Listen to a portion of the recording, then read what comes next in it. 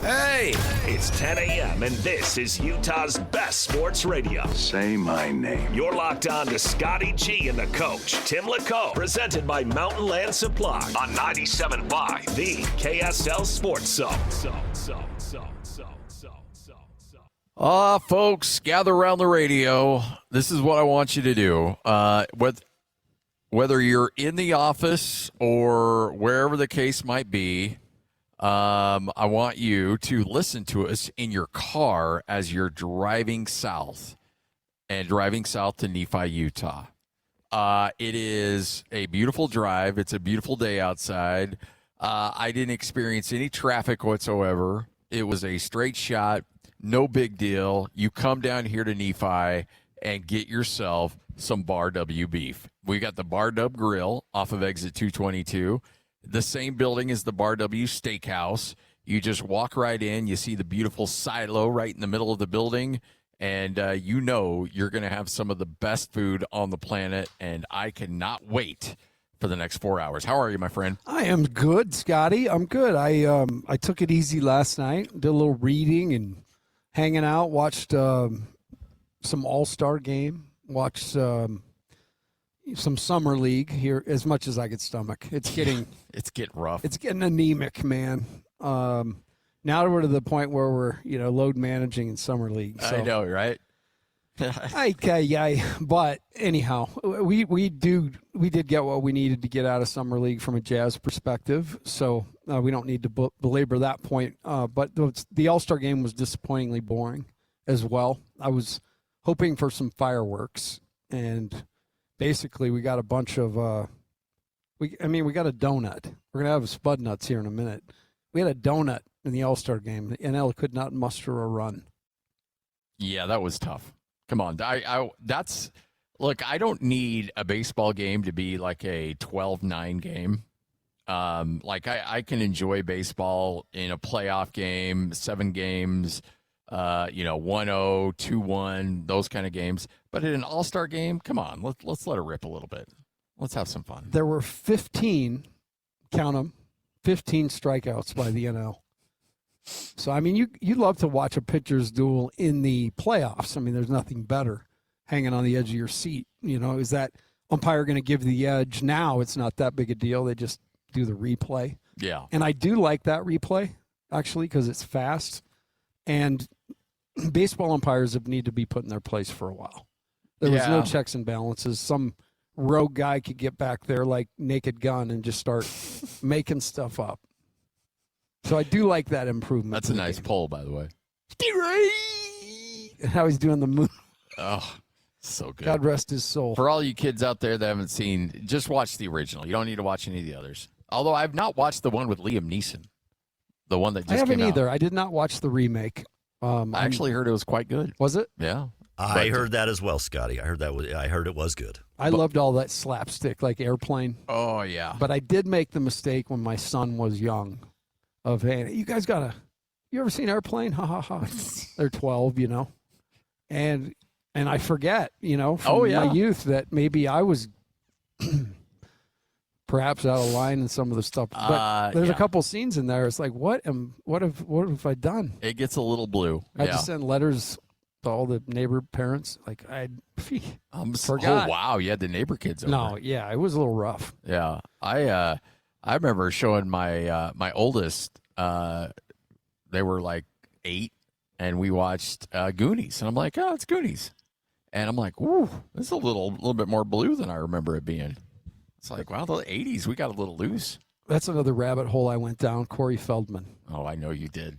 If you ever want to just trip out, go down that rabbit hole. Corey Feldman. Watch him entertain. Go watch Corey Feldman in concert, and you feel a little bit better about your accomplishments in life. He's surrounded by yes people, apparently, because the show is a no-go. It's almost so bad that you have to go now. He has a little angle, because he had Michael Jackson, ties, so he kind of dresses like him and tries to dance like him, and I'll save you the time. It doesn't look like him. No. Last night, All-Star game, kind of a dud, 4-0 American League. Only 3 hits and 15 strikeouts. 15 Ks, my guy. Yeesh. I mean, you can go to the local Beer Little League league. game Yeah. and watch 15 strikeouts if you want. But the All-Star game, I'm with you, man. Maybe, I don't know what you do. It's hard. Maybe they do a pitching machine. Maybe. Save all the pitchers' arms. Well, and that's the thing. Like, I think we're getting to a point now where, we complain when there's too much scoring, and then maybe we complain when there's not enough scoring. That's true. And Pick a side. But I'm saying I'm as guilty as the next guy. I think All-Star games have just kind of ran their course. Whether it's the NBA, the NFL's already pulled the white flag and said, screw it. We'll do a skills challenge and call it good. Yeah, wouldn't you say that they did this to themselves? Like at one point they were good. It's they messed with them too much.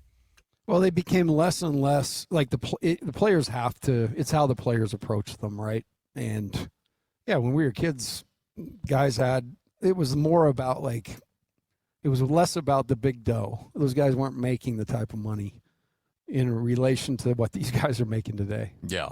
Now we got to protect ourselves. You don't want to put yourself in a bad situation. You don't want to look silly. I mean, some of these guys that start the first inning are already on a private jet heading home by the time the 6th, 7th inning rolls around. Oh, yeah, absolutely. They go do their thing, play their innings, and get out. Yeah.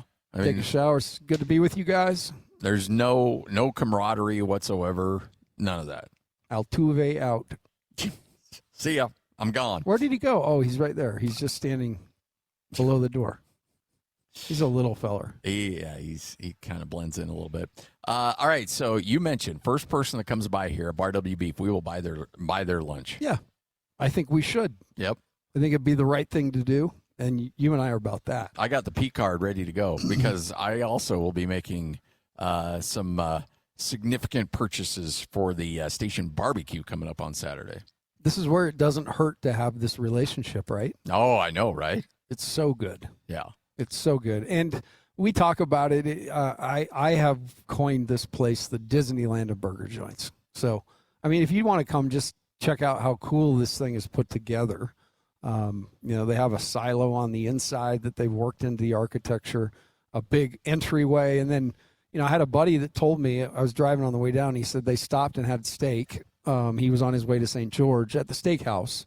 And he said it's as good as any steak he's had in the state, So, obviously doing a lot of things right. They're great people. So come see us. Off exit 222 in Nephi. Bart's going to hang out with us, some of the other crew down here at Bar W Beef. And I might add, you come by and hang out. We'll get you, you'll have some of the best beef on the planet. But if you can't make it down, I understand. I'm not happy, but I get it.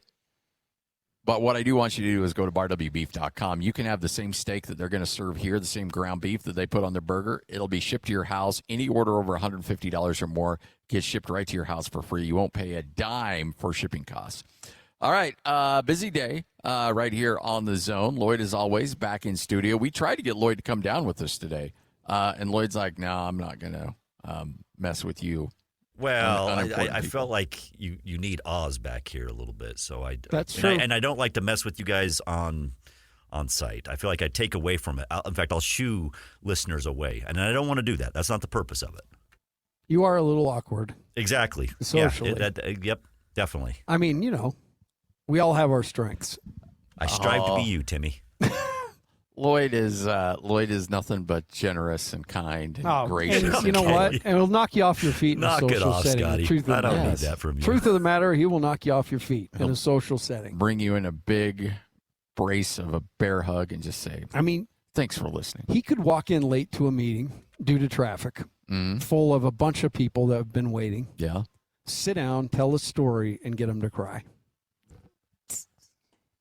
That is a special talent right there. That is a special talent that Lloyd possesses. Because, it doesn't matter if Lloyd's in a big meeting or if he's just hanging out with the little people. Like us. He'll always wipe the floors. He's ready to get a towel. Go. I try to. Yeah. Because the tears, they're flowing. Oh, man. Got to wipe the tears off the floor. Let's get to it, folks. It is your starting lineup, 97.5, the KSL Sports Zone. It's time to kick off the show with the biggest headlines of the day. This is your starting lineup on 97.5, the KSL Sports Zone. Is it wrong that I'm already looking ahead, that I'm already excited? I am fired up because I got the email earlier today, and I know that you did as well, that the Utah Mammoth have sent out that their season opener, their home opener, October 1st against the Chicago Blackhawks. Yes, the Delta Center, October 1st, 7 o'clock. It will be the Mammoth and the Blackhawks. The second time in 3 seasons that the Mammoth have opened up at home against the Blackhawks. And you know what? It can't get here soon enough. And by the way, the full regular season schedule will be announced tomorrow at 11 a.m. So we'll be on the air, and we'll have the full schedule released. But mark your calendars. First game at home in the Delta Center with that new look, year 2 of the 3-year renovation to the Delta Center. You'll be able to walk in and see that. Is it the south side that they're working on right now on the upper bowl? Anyway, I don't even know. I drove by it the other day, and I'd know this. They're working on it because there are a million trucks outside. I don't know how they're going to be able to pull it off, but they will, and it will look awesome. But you know what? This Mammoth season, look, I am fired up for the Jazz season. I'm fired up for the Mammoth season. Obviously, we're all fired up for college football. You have mentioned and coined this the summer of us. This is the summer of us, the sports fans here in the state of Utah, because expectations for BYU, Utah, the Mammoth, and the Utah Jazz collectively are about as high as anything we've seen in recent memory, with all 4 of them expected to have very, very good seasons. Yeah, and let me tell you why. Let's just imagine, let's all get in the DeLorean. We can fit, I promise. Yep. Okay, get in that sucker and set it back 10 years. Okay? I mean, BYU's kind of stuck in independence. Utah has made the move to Pac-12 or is on. But the bottom line is, if you were to read that headline, that the Blackhawks, the famed Chicago Blackhawks. Iconic logo there. I mean, I think it's one of the cooler sweaters, honestly. I agree. Yep. That red that pops, all of the patchwork on it. But to say that they're coming to Salt Lake to open against a team that we didn't even know would exist. Yes. And I promise you, we've got baseball in that same, right now we're in that realm where we're only a few years away from knowing we're going to have that. I mean, everywhere I turn, people are talking about baseball in Utah. Mm-hmm. I mean, and you and I talked about it, how because the hardest part of this job has been probably the summer, because it's all not stuff that's necessarily relevant and happening, but more little bits and pieces. And this year we've been aided along with, Sorsby, those $90,000 in bets definitely helped take some of the time. I mean, that was 10 days of our summer. We talked about that. But the reason it's the summer of us is, because we have been, all you got to go back 5-10 years and then fast forward, we've got a bona fide team that's being built to contend in the NBA, in the Western Conference. Yes. We have dude, I can't be more impressed with Bill and the guys at the Mammoth.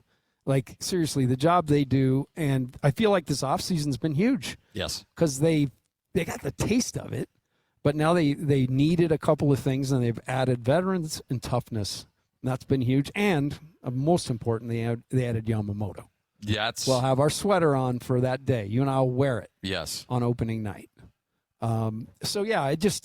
It has been a long time. And then we went down to the Big 12 and those storied programs. I told you about going to Kansas State, the Cotton Bowl back in 94, was it? 98. 98. I think it was 98. January of 98. Yeah. Okay. I was living in Austin, went to that, watched Chris Canty, out there popping people, and Barking BYU. at Sark. Yep. And BYU freaking wins the game. It was KO Lalu. He got KO'd. He got knocked out, was laying in the end zone. But, it was a incredible atmosphere. But now BYU's they've evolved to be way beyond that. Yeah. And we're sitting in a room where all those programs are talking about how they're going to try to beat BYU and Utah, who are in the top quadrants. So, for all of those reasons, I saw it, a couple weeks, when the summer began. And maybe it was the excitement that I get to hang with you every day. Well, I just, I think this is we look at little moments, and I go back to that summer of 2010 when Utah announced they were going to the Pac-12. Such a huge, huge accomplishment to be able to say at that point you are a peer with USC, with UCLA, with Washington, with Oregon, Arizona, Arizona State. Like, that has some cachet to it. And it's like, okay, Utah is now a member of the big boy club. And whether or not, like, I think there was a little bit of a inferiority complex, like, do we really deserve to be here? But here we are. So Just let's put a bigger sticker on the back. So let's They'll try to believe make this work. And before too long, took a few years, but Kyle Whittingham got them rolling, and they're playing in Rose Bowls, which was remarkable. But the thing is, I think the state of Utah has gone from the plucky upstart to the underdog to now, look, the Mammoth are going to make playoff run. The Jazz are now poised to make a playoff run. You've got Utah and BYU, not just as the try-hard kids, but the big dogs of the Big 12.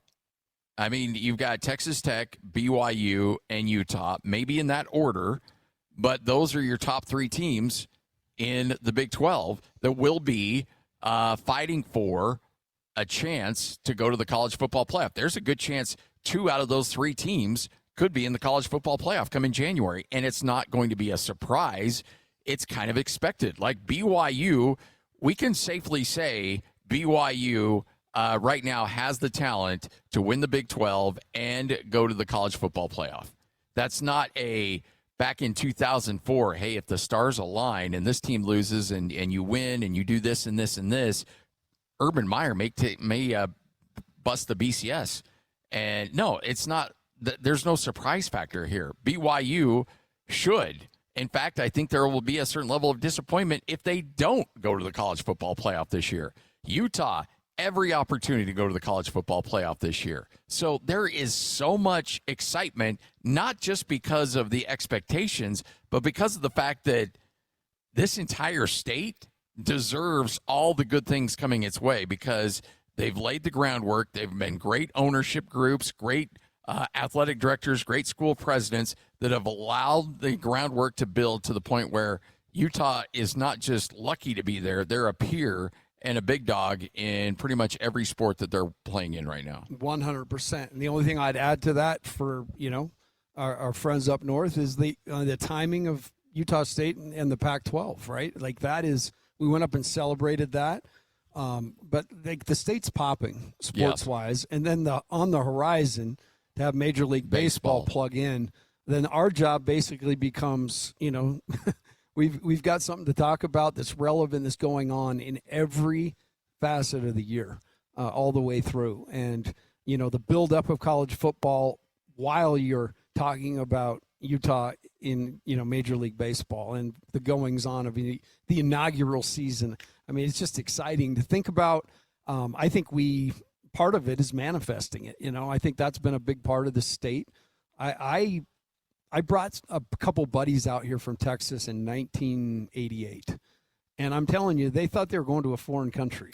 They had no idea what, that Utah was hardly even spoke about back then. Yeah. And now, to be at the epicenter of the tech world and all of the things that have happened in the business world, it's just it's an amazing evolution. Well, even if, and this is, there's still going to be a part of the sports society that looks at Utah like, huh, Utah, really?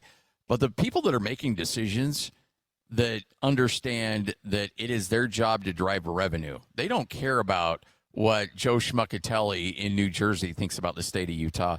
They care about teams that have opportunities to generate revenue for their sport. And the Big 12 saw that BYU could help them generate revenue. Then when the Pac-12 broke up, they realized Utah could certainly help them generate revenue. Major League Baseball has zeroed in on Salt Lake City as a high-level prospect for expansion because Utah can help generate them revenue. Because they've got their ducks in a line. They've got the relationships with the local government. They've got the site. They've got the ownership group in place. The funding's there. It's ready to go. It's turnkey, and they can come in right away and help generate revenue. Hockey looked at it and said, these guys can generate revenue. Now you look at the Jazz as now a top 3 or 4 team in the NBA in sponsorship revenue. Big time, yes. I mean, it's a, quote, small market team, but if you look at the corporate sponsors and the amount of money being generated, the Jazz are top 5 right now. And that's unbelievable considering the population, what we thought of the population, because the corporate dollars are here now. They are here, and that's been that huge piece that was probably the step that needed to be in place for everything else to blow. I remember getting off the exit coming home from Boston after those 2 years, and I was going to my grandmother's house in Alpine, and we got off that exit that's now, that metropolis. Oh, yeah. That is just going everywhere, and that outlet mall's right there. To tell you and to put it into context, is kind of how we've evolved. But I got off, and they were just beginning to widen that road. Mm-hmm. So there was construction barriers, and I just got out and moved them, and we just drove up the road, and there was nobody else really on the road at 10 o'clock at night. And now if you're to go out there and to get out of your car, you're going to get killed. Yes. Because it's like Grand Central Station. So that's how it's felt, though. The sports world, kind of a desolate thing in the beginning. And now, like, as you said, what don't we have that we want? Yeah. And I'm telling you, baseball's gonna happen. They watched the Millers operate all those years. About as classy a group of people as you'll ever meet. No doubt. So, I mean, like you said, everything's in place. Just add water. Just tell us when the water's coming. Yep. Let's go. 97.5, the KSL Sports Zone. Comes to sports in Utah, we've got you covered. This is Scotty G and the coach, Tim LaComb, presented by Mountain Land Supply on 97.5, the KSL Sports Zone. 97.5, the KSL Sports Zone. All right, I still get confused. Is this a Lloyd day or is this a... It's a Lloyd day. It's a Lloyd day? And I love number 1. It's like a leg day, but a Lloyd day. All right, so Don't skip Lloyd day. Wednesdays are Lloyd days. Yes. I just got to remember. Okay. I think it got screwed up the first week because Lloyd, I mean, he's never gone, but he was gone that first week. I was gone. Scotty rubs his eyes in disgust. Yeah, no, trust me, I know. I know how much he rubs his eyes. You've got another one coming up, right, bro? Absolutely, and You've got another vacation coming up. Yes, I do. Next week? Not next week, but the following week. And the week after. This is the Wyoming trek. Oh, yes. To his cabin. Lloyd's got a cabin. You know that? I didn't. Yeah. Lloyd, I mean, I'm not surprised. He's an executive with a parking stall. Lloyd owns a cabin. Well, let's be honest. It's a family cabin. Owned but by is Lloyd. Nope. The closest thing but I have got a to week. A cabin. Our family gets a week there during the summer, and it's spectacular. Only about 30 minutes from Jackson Hole. Closest thing I have to a cabin is Lincoln Logs. Yeah. My grandson and I are going to play with later this afternoon. I've got a bunch of old branches in my backyard that I could probably stack on top of each other and put my 15-year-old in there. We scrape enough money together, Scotty, to, we rent one of those campgrounds from time to time. Yes. And for us, that's living. That's living the high life. We're going to check in with Brian Taylor. It's a Open Championship update here in just a moment. Get his thoughts on how this thing's going to get played out. And then a little bit later on in the show, we'll have our today is Wednesday. We'll do a major pain in the butt coming up a little bit later. Tim picks to win yet again. Who, Tim, to win another championship in our major pain in the butt? Because it's not a matter of if he'll win, it's just by how much he'll win. Well, my goal is not to lose one in my entire time here. That's lofty expectations. Yes, that's not messing around. When it comes right down to it, if there are 100 people that they pick 10 years from now that were able to do such a thing, I want to be in that 100. You want to be that guy. Yep. I was talking to Mitch Feinstein on the way down. Let's get to it. It is your Open Championship update right here on the Zone. This Open Championship update is presented by Copper Rock, where the pros play on 97.5, the KSL Sports Zone. 97.5, the KSL Sports Zone. Joining us now, the man himself, Brian Taylor, Real Golf Radio. You hear it every Saturday morning as we get ready from the dirt burnt-out course known as Royal Birkdale. BT, how you doing? Is Coach out there night putting with the dean's daughter? Is that what I just heard? Yeah. You like that? Mm-hmm. I caught that one. I appreciate it so much. We do a little bit. We do some Easter eggs, and we don't really describe them. So thank you. And BT, you are so good at your job. I just got to tell you, even as a guy driving around that wasn't affiliated much, I'd come on from time to time. As I found out now, when they just needed to fill air, I thought I was popular, but now I've learned. But you actually, I would drive around and like, all right, what does BT got to say about this one?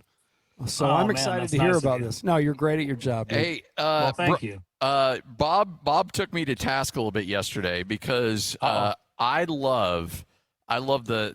It's not when I watch the Masters. I love the Masters not just necessarily because of the golf competition, but the scenery. Like I'm a golf course nerd. I'm a lawn nerd. I love the lush grass. I love the beautiful greenery.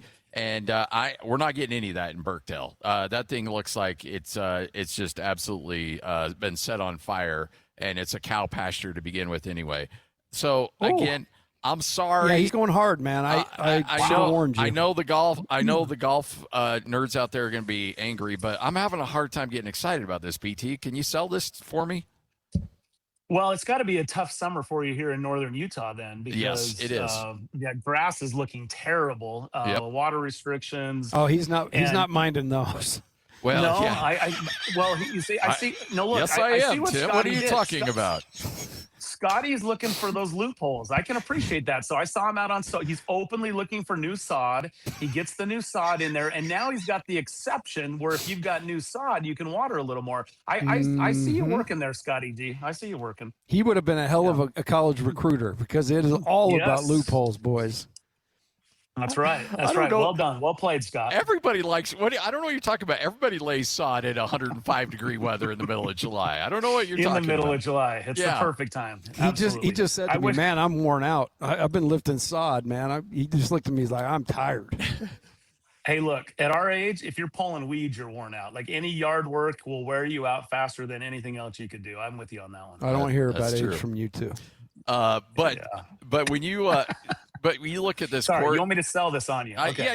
Try. I'll sell you on this. So look, this is the 11th time it's hosted the Open Championship. Like that, there's that, right? Yes. You've had winners like Arnold Palmer, Lee Trevino, Johnny Miller, Jordan Spieth in his last win, Tom Watson. I can't remember if Watson was amongst the winners, but you've got some all-time classics. And what do you have in these guys? You've got ball strikers.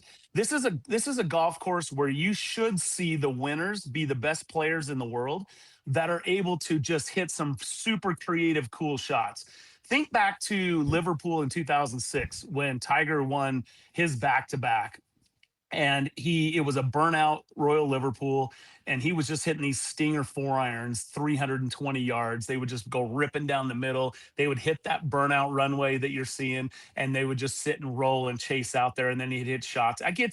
It should be a clinic. There's a lot of different ways the guys are going to play this. You could take driver out and you could try to take on some of the pop bunkers and some of the angles on these dog legs. And if you carry them, great. You're going to set up for a shorter shot. Or you can go ahead and say, hey, look, the golf course is giving me a cart path for a fairway this week. So if I just bust a 5-iron down there and land it at about 220 and let it release out to about 280, I'm short of those bunker complexes. I don't have to take the risk of trying to fly it over the top. And then even if you do fly it over the top, where's it going to go from there? Because again, it's going to hit and roll and run a long, long ways. So I think you're going to see some really super cool creativity this week. And I think this is actually a terrific golf course. When I'm sure Bob mentioned it, but when we had our BBC correspondent on, he's local in the area, so he has an affinity for it. But he thinks it's one of the best that links golf has to offer. Certainly English links golf, and so I actually think it's for a golf course in links that sometimes requires a little bit of luck, you have to get just the right bounces and things like that. Like Royal St. George's is one of those where it feels like there's too much luck involved, that maybe it doesn't identify the best player that week. But I think courses like this that are a little more pure, and by the way, I love fast links courses. This is, if you're a golf purist, you love fast links courses, because this is where you literally play the ground game. Now, here's where things get a little, and I'm still trying to sell it, but this is where it could get a little unique, is there's not going to be a ton of wind this week. I don't think there's going to be a lot of weather this week. And so if that's the case, even with the tough, firm conditions, you're probably going to see some pretty good scores. So if the wind blows, there could be some carnage. So depending on whether you like seeing the guys go low or whether you like seeing the golf course win a little bit in a major championship, I think you could get a little bit of both here at Royal Birkdale. And I think it's an awesome golf course. Well, I appreciate that, and that makes a lot of sense too. And when you're just from a player standpoint, how do you have to attack a links course different than maybe a traditional American course? So a traditional American course, and especially a tour course for these best players in the world, often is a dartboard for these guys. I mean, they just tee it high and bust it down there, and it lands in the fairway and it stops. Then they hit usually a wedge in, and they hit it high and it stops. The caddies always told us, as we've had conversations over 30 years, that, the only way to put a defense on a golf course for the best players in the world is firm, fast greens. And you're going to get that this week. But now you add firm, fast fairways and everything's in play. The precision required is so different. Now, there's a couple of things that do sort of equal out a little bit. With these firm conditions come a little bit more of a burnout rough. And with a burnout rough, it's a little easier to hit it out of it, as opposed to a lush, green, thick, US Open style of rough. And so they will have a little easier time escaping if they do miss the fairways. But again, you've got these bunkers, these pop bunkers with their revetted faces. And if you get up against them, you're going to see those awkward, where they're on their knees with one foot in the bunker, trying to pitch it out sideways. And that's always entertaining as well for these guys. But the bunkers around the greens aren't quite as deep as some of the other link style courses you're used to seeing. So again, unless you're stuck up against those faces, I think you're going to see guys escaping. This is the 50th anniversary of Johnny Miller winning his Open Championship at Royal Birkdale in 1976. And I went back and watched that film. Seve Ballesteros was 19 years young, and Jack Nicklaus was right there, finished runner-up with Seve to Johnny. And, you think about ball strikers, and those three right there come right to the top of the list, right? Johnny in his heyday struck it as good as anybody ever has. Jack, of course, maybe the best ever. And Seve, the most creative, one of the most unique, great hands in all of the game. And so to see those three battle it out down the stretch at Royal Birkdale, that golf course offers some pretty cool opportunities. And I just think you're gonna see that. I think you're gonna see something like that. And Brando Chambly on the Golf Channel said he expects, with the precision required, that you're going to see the big names rise to the top. You got to have that skill set in order to be able to really compete here, given the history and given the conditions. It should be a star-studded leaderboard, which I think also turns out to be a popular venue and a popular event for the game. Well, okay, you got me there, because I've done two of these now, and I'm 2-0. And yesterday yes, I have first pick because I keep winning, and I actually revealed my pick the day before because I'm so confident in it, and I want to run it by you. It's a gentleman by the name of Joe Dean. No, I'm just kidding. Joe Dean is the last guy to qualify. It's not him. It is Matt Fitzpatrick is my pick. Yeah. Your thoughts? I mean, he was my pick in January. Every year we do our way too early major championship predictions, and then we kind of see how they play out. And typically what happens by the time you get to July, the guys that were hot at the end of the year, have sort of gone, either they're really hot or they've kind of fizzled out or things have changed. And in this case, I'm sticking with Fitzpatrick as my pick as well. So I'm right there with you, Coach. Oh, wow. He tied for fourth last year at the Open, which was ironically his first top 10 in 10 tournament appearances at the Open Championship. So that's pretty surprising. But he is an Englishman. He's going to have a ton of support this week. He's a 5-time winner on the PGA Tour. He has 3 this year.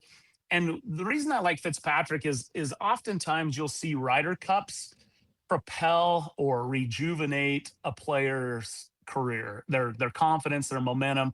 And what I saw out of Fitzy at Bethpage last fall was a guy that was just ready to come back. Like, he was so impressive the way he transformed his game, added distance to win the U.S. Open at the Country Club at Brookline a few years ago. And then he kind of struggled a little bit. You know, this is a guy that putts cross-handed. That's pretty unique, right? When you go left-hand low and you're chipping and stuff. Sorry, I meant chipped cross-handed.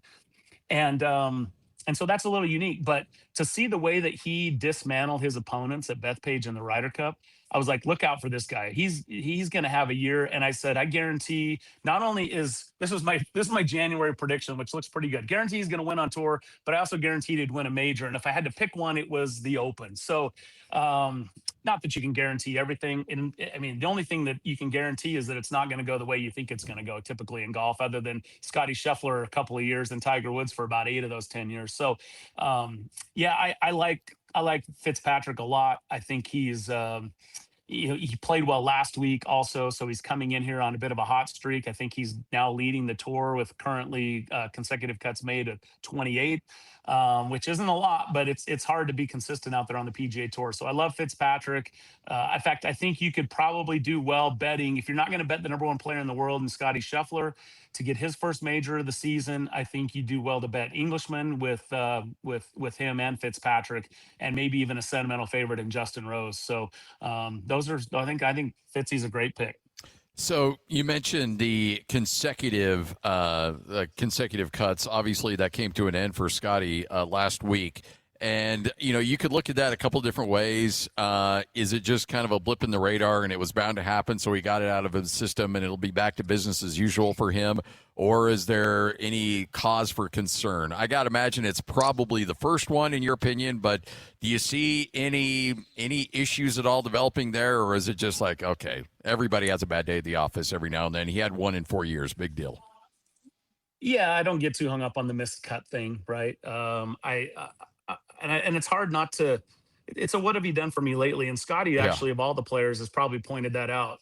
Like, I think he said when he won the PGA last year, he said, here's the thing, we're going to go tee it up Monday and it starts all over again. You really don't have time to celebrate your wins. And, you know, like when a guy wins a Super Bowl, when a team wins a Super Bowl, they sort of have the whole off season to sit and enjoy their ring and do a parade and whatever, right? For these guys, they just go and tee it up again the next week and it starts all over. So not that anyone's feeling sorry for him or he was looking for any sympathy about that. Like, right. I mean, when you're hot, you want to keep playing, and Scotty's been able to capitalize on that over the last several years. But I think it's bound to happen. I think it's bound to it's very, very hard. In fact, Bob and the caddy and I had this conversation coming in last year after Scotty won. What did he win? 6 2 years ago? Or 7 2 years ago? I think he won 7 2 years ago. And then going into 25, we said, what's the over under on wins for Scotty? And those guys I put the number at 5 and they both took the over. And I was like, you guys are crazy. You know how hard it is? And we went through the stats on people that back up, you know, wins of 5 or more consecutive years. And it just doesn't happen very often, just because it's so hard to do that against the best players in the world. And yet he came up, I think he won 6, right? I think he went 7-6. I might be off a little bit, but off the top of my head, he had he exceeded that. And so for him to now come around and he wins his first event of the year at the American Express in Palm Springs, and then he has a rash of second place finishes, runner-up finishes, and then you say, well, what's wrong with Scotty? He hasn't won a major. He's only won once this year. I'm like, are you kidding me? He's won, and he's been runner-up. He's been in contention all these weeks. So maybe he doesn't have the dust that he had the last 2 years. Maybe which, by the way, you need a little bit of dust. You need the ball to kind of bounce your way here and there. You need it to the hole to catch that putt instead of lipping out a couple of times. Like stuff like that you sort of need, but I don't think it, you know, I joked that he's done, his window's closed, he's washed up, but you know, that's all in jest. I think Scotty's he's the betting favorite this week, and he should be the betting favorite this week, and he's still the best player in the world. And when you look at the categories that he leads on tour, you know, in strokes gained and scoring average and, you know, approach shots. I mean, those are all the tools that you're going to need, you know, greens and reg. Those are the birdie average. Like he leads the tour in all of those, and you need those stats to win in a major championship. So I think he's going to do just fine this week. it's interesting. The last player to win back-to-back claret jugs was Padraig Harrington, and he did it in 2007 at Carnoustie, and then came back here at Royal Birkdale and did it in 2008. So there's history for going back-to-back here, and Scotty could join that list. Yeah, and it's certainly within the realm of possibility for sure. I know you've been to a number of these courses over in Europe. If you had to pick one, if they said, okay, there's one course that, like Augusta, that will host the British every single year, what would you go with? I mean, you'd have to go with the old course just because of the history of it. Yeah. I don't know that it's the best course for today's best players. I don't want to get a honk here, but it's not that hard. Like the old course is not like, it's not that long and it's not that hard. Thank you. I know. As soon as I said it, you tore it up, didn't you, BT? You're in the horn zone, BT. You're in the horn zone. Welcome. I know. I like both of those go through my head every time I'm about to say this, by the way. Perfect drops. But I think I shot 74 at the old course last year. And made birdies, and we played one tee up. They don't let you play the championship tees typically out there. And so, and we caught it on a day where the wind wasn't blowing. Like there's so much that goes into whether or not the old course is going to be a major test for these guys. And of course, we weren't playing it under major championship conditions. But the point is I just think the old course is just special. Like if you had a Scotland trip and you went over and you said, I'm going to play the old course and I'm going to play Carnoustie and I'm going to play Kingsbarns and, I'll just name them, right? You're going to go on and play North Berwick and all these different ones. They're all awesome. But if you said, or you could just play the old course for 5 straight days, I'd have a hard time not just staying at the old course for 5 straight days because it's just it's one of those places it reeks with history. It's just such a cool thing. Like all of it is just so awesome. So I would say the old course. One that hasn't hosted, at least it's not in the Rota, is Royal Dornoch up north. It's such a haul to get up there and stuff, but that's a really special one of my bucket list courses I got a chance to play last year. I'm a big fan of Royal Dornoch, so that's another one on that list. But there's so many great ones, so many really, really great golf courses that host. Troon, was it last year or 2 years ago? Portrush, even over in Ireland. Like there's just such a great rotation. I hope they never would do that. Like Augusta's pretty special to be able to do that. Like if you said the U.S. Open was going to be played every year at Pebble Beach, that would obviously be special. But I love that we move it around. There's so many great golf courses. That's the beauty of golf is the venues are there. Major League Baseball, I love when I go to a city, I want to go to a Major League ballpark because I think it's so cool. But I wouldn't want that just to be one, right? I think it's cool to go experience the different ones. So, I love that Augusta has that, but I don't think anyone should try to follow that model because there's just too many cool other venues to compete. BT, you're the best, man. We appreciate it. Always good catching up with you, and let's do it again here soon. Yeah, I think first tee time, I think, is like just right before midnight Mountain Time tonight. Yes, so I love stay this. up late, watch that, and then get up early and do a little breakfast with the Open. It's a fun one. I like Enjoy. it. Nice. Thanks, there he boys. is. Brian Taylor, Real Golf Radio. Again, updates brought to you in part by Mountain America Credit Union, Mountain Land Supply, Black Desert Resort, Hoops Vision, and Uinta Golf right here on the Zone. You hear them every Saturday morning breaking down golf better than anybody else. This is 97.5, the KSL Sports Zone.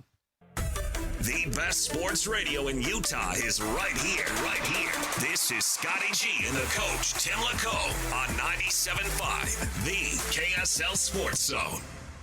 97.5, the KSL Sports Zone. Scott Garrard, the coach. Tim LaComb. Hope you're all having a tremendous day. It is a Lloyd music day where Lloyd just mails it in and just finds a soundtrack of a movie. And he didn't mail it in. This is good today. This is good stuff, This is man. good today. Nah, it's kind of These a are melon. deep. I can't go after, I know you you got to be can. nice because No, I can't. you got him. And I won't. Like you got him angry that one day. I did. So, but at the same time, I'm being authentic when I say it was this is a great weird set that I list. became the punching bag for music from right out of the snobs. gate too, right? I was like, wait, what? That was earned, though. Why are we judging right now with music? What are we doing? That was earned. No, it wasn't. Yeah. Absolutely. Shame on you, Scotty, for saying it was earned, because it wasn't. I went with some music that spoke to me, and I don't care if it's stuff that I've used in the past. I don't Shame know what on the problem you, was. Scotty. I don't know what the problem was. Okay, but first it was off, a shot, and then all of a sudden you guys just wanted to drag me through the mud for this stupid music stuff. And then you stole music from my list, which was breaking some kind of rule. But too. I wish something there. This is what I wish. I wish we could just get back to how good this list is, regardless of who put it together. It's not like I put 25 minutes in or anything. One thing I have learned is that this is not a judgment-free zone when it comes to music. Well, it is with me. I have learned it. It is with me. That's okay. Is it with me?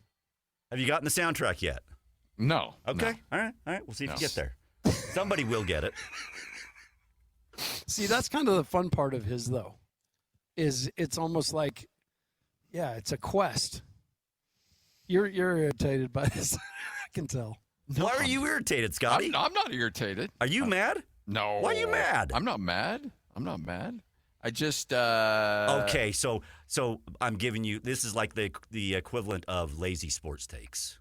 This is like the equivalent of I don't know, give me your best college sports logos or something. Is that what you're telling me? Yes. Okay. Yes. All right. Fair enough. But deal with If you it. could invite 3 other people from the sports world through history to the dinner. Who is your Mount Rushmore of your favorite sports movies? You ain't gonna get that here. Oh man. Let's get those phone lines burning up. Come on. I feel so attacked. I just whatever. I'm not even gonna try anymore. you know it's nothing but love. Absolutely. It's fine. No, It's fine. No.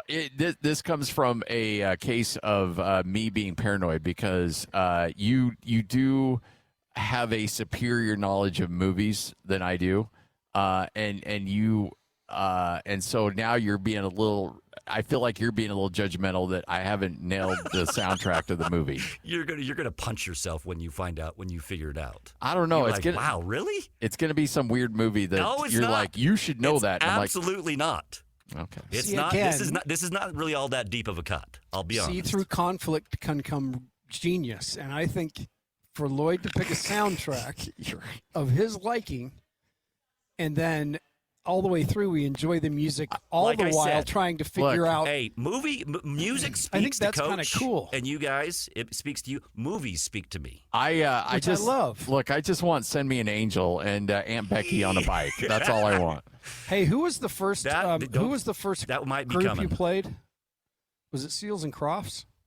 That was no Simon Garfunkel. Garfunkel. Okay. You keep wanting to say that, but it's I not. know. I'm sorry. All right.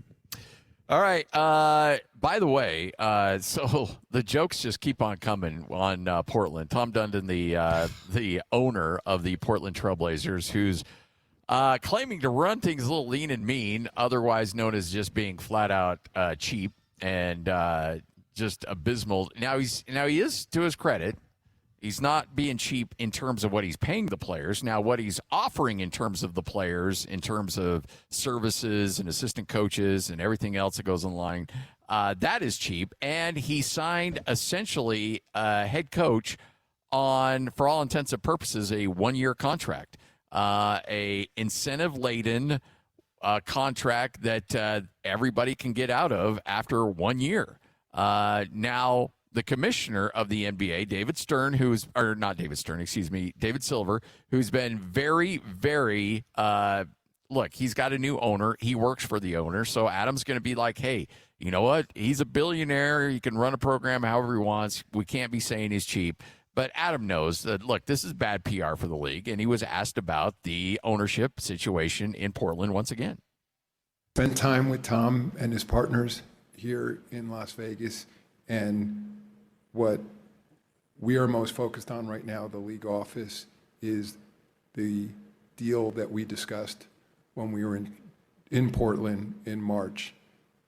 I was hoping more progress would have been made by now on that agreement, and it seems to have gone off track in various ways. And so I have a colleague, Joe Masco, who's day-to-day on it, but we're working with both sides to ensure that the Trailblazers can have a long-term future in Portland. But there are several open issues that still need to be resolved.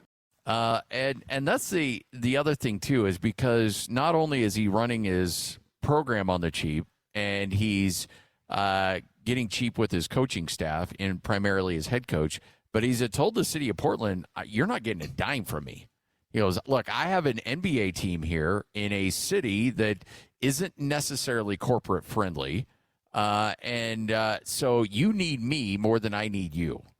I am the one bringing in all kinds of money into the local economy because of my team. So instead of you telling me I should be paying an exorbitant amount of money to renovate the Moda Center or build a new arena, you should just say thank you for having your team here, and you should be on the hook for all the expenses on the renovation of the Moda Center.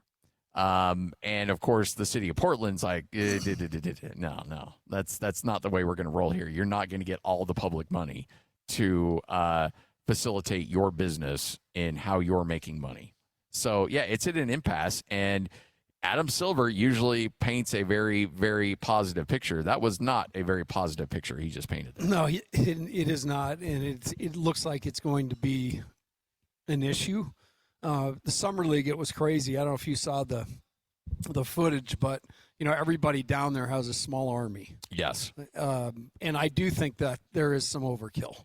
But in Portland's team, there was literally like 8 guys on the roster and 6 or 5 coaches or something. Like that big space is just filled with sweaters, yes, hoodies, team T-shirts, all that.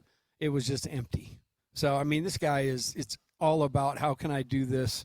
I want to give the fans kind of an experience, but this is about how can I make money and not lose it, And there is a part of this. I think a lot of owners, I know Ryan, in conversations from time to time through the years, has talked about how complex it is and how, it's in some, you got to just swallow hard in some cases, and trust that everything's going to work out. So, I mean, this ownership of sports teams is not for the faint of heart. I promise you that. I just I think there's been a little whiplash, and in a bad way, for the fans of Portland, because you had a guy who was a multi-billionaire, with the Microsoft thing. Paul Allen passes away. He leaves it for his daughter in a trust, and she ends up getting out of it. And so you have a new guy coming in. He's like, I know you guys were pretty fast and loose with the money. We're not going to do that anymore here. I'm tightening the budget. And look, he's able to flex a little bit because he's like, look, my Carolina Hurricane have won a Stanley Cup, and they just won another Stanley Cup. So guess what? I know what I'm doing. And if you want a championship, I've got the framework of building one. Now, granted, it's in the NHL, not in the NBA, and it may be apples and oranges, but it's a bad look for the league when you've got billionaires employing multi-millionaires, and then they go to the general public and say, hey, we want this. We need you to do this. And there will always be an element of public funding when it comes to stadiums and arenas. Like, that's just the way it is, because I do think that there needs to be some level of a partnership, but everybody needs to have skin in the game. Yeah, it's got to be cooperative. Yes. Right? Absolutely. It just can't be completely one-sided. Now, I would love to see a world where, the billionaire is on the hook for all of it, but that's just not going to happen. And the boon for the local economy is real. Tom's right in that. His organization, his team does bring significant money into that local economy, but it's also a symbiotic relationship. The two need to feed off each other, which means the two both need to have skin in the game. The bummer to me, and you said this, I mean, even before Allen, I mean, this is a storied yes. franchise. You go all the way back to, Bill Walton back in the late, what was it, or mid-'70s. 70s, yeah. Won it. 77 maybe. And so, I mean, you go all the way back, and I have a bunch of friends that I've made through the years from Portland, and that's always the first thing they want to talk about is their Blazers. So It is a bummer. And I mean, it's hard because you can vet these guys the best you can, but you don't necessarily know how they're going to operate. And so to me, that's the clincher, and it's too bad. I do think we should give this guy a nickname, and I don't want to be disrespectful. It's Big Dog. How we doing? That's a freaking national champion right there. Absolutely. I will talk to you. Yeah, I'm on the radio right now. Ty Mattingly. Yes, sir. We Yes, need sir. to visit. Hey, you're eating, right? Yes, he's eating. Yeah, you're going Sorry, I lost my train. Oh, I got a nickname for this guy. You know the Night at the Museum? The Dum Dum character. Dum character. I don't remember this. Lloyd, did you see Night at the Museum? It's probably the movie we're getting the soundtrack from. No, that is not the movie. Night at the Museum. I've never heard of it. Where the museum comes to life, and he's running around, and you've never watched that show? It's a Who's kid in it? show. Huh? Ben Stiller. Is that where Robert De Niro's his father-in-law? No. Man, you guys are something. You think you know the movie. Anyhow, there is a figure in it. Does he milk a and he cat? Does he says, milk a cat? in it? Dum Dum. He goes, No, that's a different one. I can milk. I can milk. Greg, I have. Is that the one? No, it's That's that Meet one the where Fockers. they're throwing the rubber balls at each other. It's the average that's Joe. dodgeball. That's No. dodgeball. That's dodgeball. Is it the one where he's like the male model? No, Oh, the, I mean, he's been in so many classics. Okay. According to him. It doesn't ring a bell. Sorry. All right. Well, your kids are probably. If you haven't shown that to your kids, shame on you. They're It's in a way museum? to teach history. Yeah, the New York Museum. The New York. Okay. You guys have seen it. I'm so tired of this. I don't know what you're You talking know about. every other one of his movies. You're just playing me. Does he still like the Declaration of Independence from that museum? No. It's a completely different thing. Okay. I'm sorry. Does he still have the Declaration? That is a completely different actor. It feels pretty similar. That sounds about right. Okay. Anyway, if you can let me finish. Oh, I'm sorry. I can't get your There's a movie. My figure bad. in it called, and the whole time, the only thing he says is dum dum. So This guy's saying now Dundon, right? Tom Dum Dum. Yeah, so anytime we bring him up, can we queue up, Lloyd, can you maybe dig into the archives of some unknown movie and see if you might be able I'll to get find right on us, that, Bob. No, I'm not saying do it. I'm saying can you, yeah. You got Would it. you? This is close to hazing as Lloyd will I know. You guys have just absolutely murdered me. Oh man, it's an embarrassment to the league. Here's the thing: Adam Silver is about protecting his league. Adam Silver is about protecting the image of the league. It goes all the way back to when David Stern made guys wear collared shirts on the sideline. Like you got to do things to make your league look good. And if you're cheap, it's a bad look for the league. When you're holding a team hostage or a city hostage, it's a bad look for the league. Like these are things that Adam Silver knows. Like we cannot let this happen. We have to be better than this. Absolutely. And so, no more messing around. This is 97.5, the KSL Sports Zone. It's time to saddle up and talk about the winners and the losers. This is the good, the bad, and the ugly. Now, here's the good.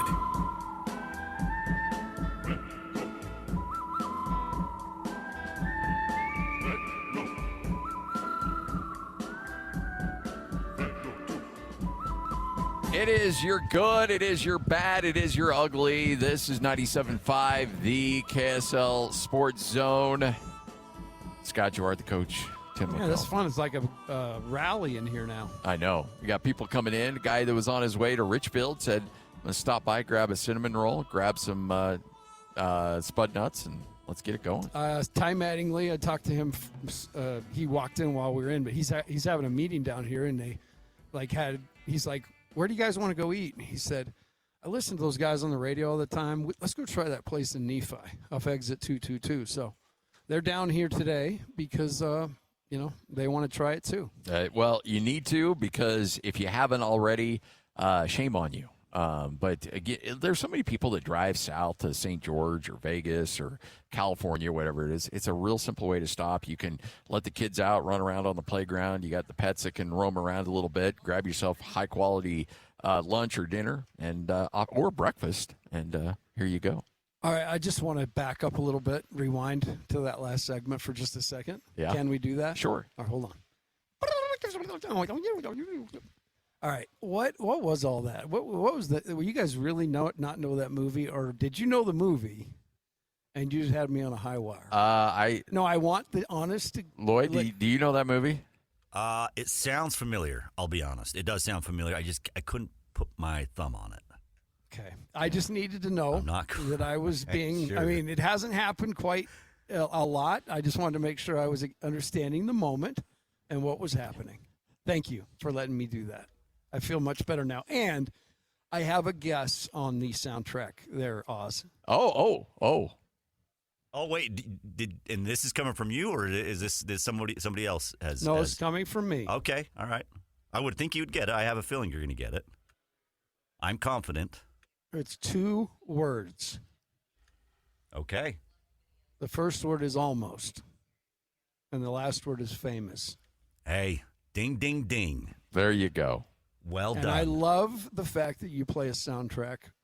Keep doing it, and let's live peacefully and happily, and less hazily. We'll see if Scotty allows us to be. Although, peaceful. the way I was throwing stuff around earlier, I deserved it.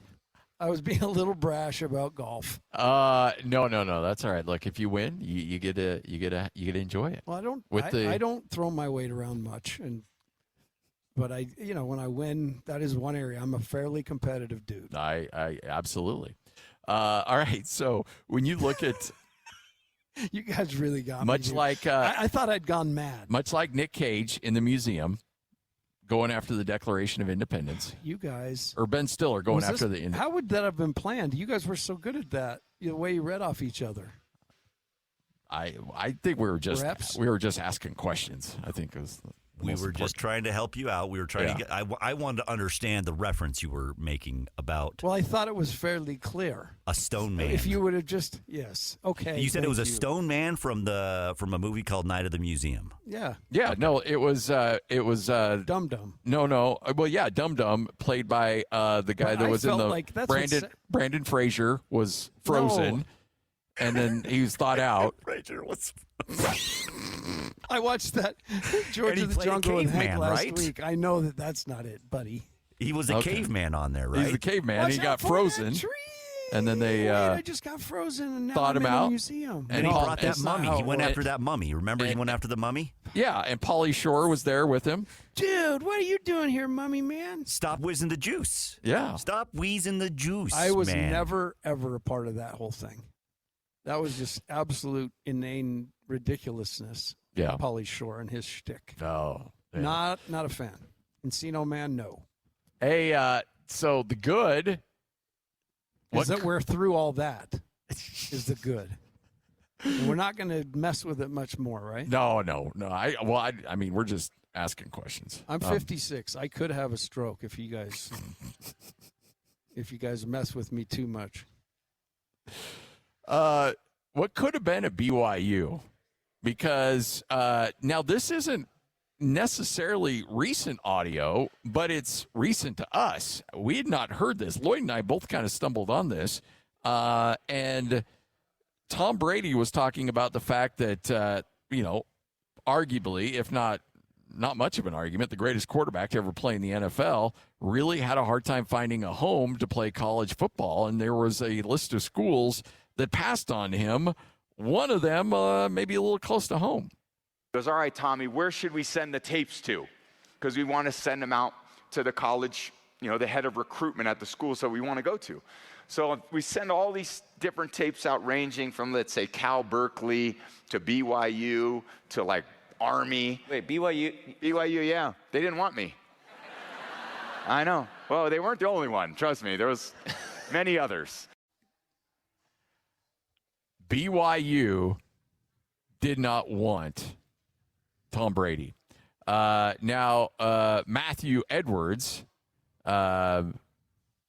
put some context in. BYU had JUCO transfer Steve Sarkisian, freshman return missionary Paul Shoemaker, and highly touted recruit Brian Vi that year. Not much room for another quarterback, sadly. So Tom Brady may have been willing to come to BYU, and BYU said no. Well, I mean, it's not like he was a sure thing. No, not at the time. It wasn't a sure thing at the end of his college career. Round? It's not like he was a Heisman Trophy finalist or anything like that. Dude fell to the 6th round, didn't even play much. And, yeah. So, I mean, it's not like he tore it up in Michigan. Probably wouldn't even played had Bledsoe not got injured. And That is true. Yep. And Sark was the guy. I mean, we talked about it earlier in the show. I was there. Watched that dude fling it around. You're not messing with much. No. You got a guy, you got some little spindly dude that's – I mean, I was on the wrong end of some of those most of the time where, somebody'd be sending and they'd want their son to come, and the problem is we wouldn't want them, you're not welcome here because you're not good enough. And that's crazy that he was at the point where he's sending film out. Yeah. Absolutely crazy. Like, please take me. Give me a crack. I just want a shot. But it's also interesting. It's a perfect almost synopsis of recruiting because you talked about 3 quarterbacks in that from BYU. Talked about the guy that was the guy at the time, Sark, and he was doing everything that BYU quarterback's supposed to do. He's throwing it, and he was winning. Yes. They had waiting in the wings one of the most prized recruits in history, if I remember right, Shoemaker. And that, as recruiting goes, that didn't go as planned. And then whoever the other guy was, I don't know that he even rostered. Vi. Yeah, I'd never even heard of the guy. I don't know if his dad is Steve Vai, the famous guitar player. Probably, yeah. Anyhow, but that's recruiting in a nutshell. Like, because you think we got 3 dudes lined up, and at the end of the day, one guy's the guy. And that's the thing that's got to be frustrating. And you talk about guys that you stumbled into and that ended up being great, and then other guys that you thought were going to be good that don't pan out. Then guys you say, hey, we don't have a spot for you, and it ends up being a great player.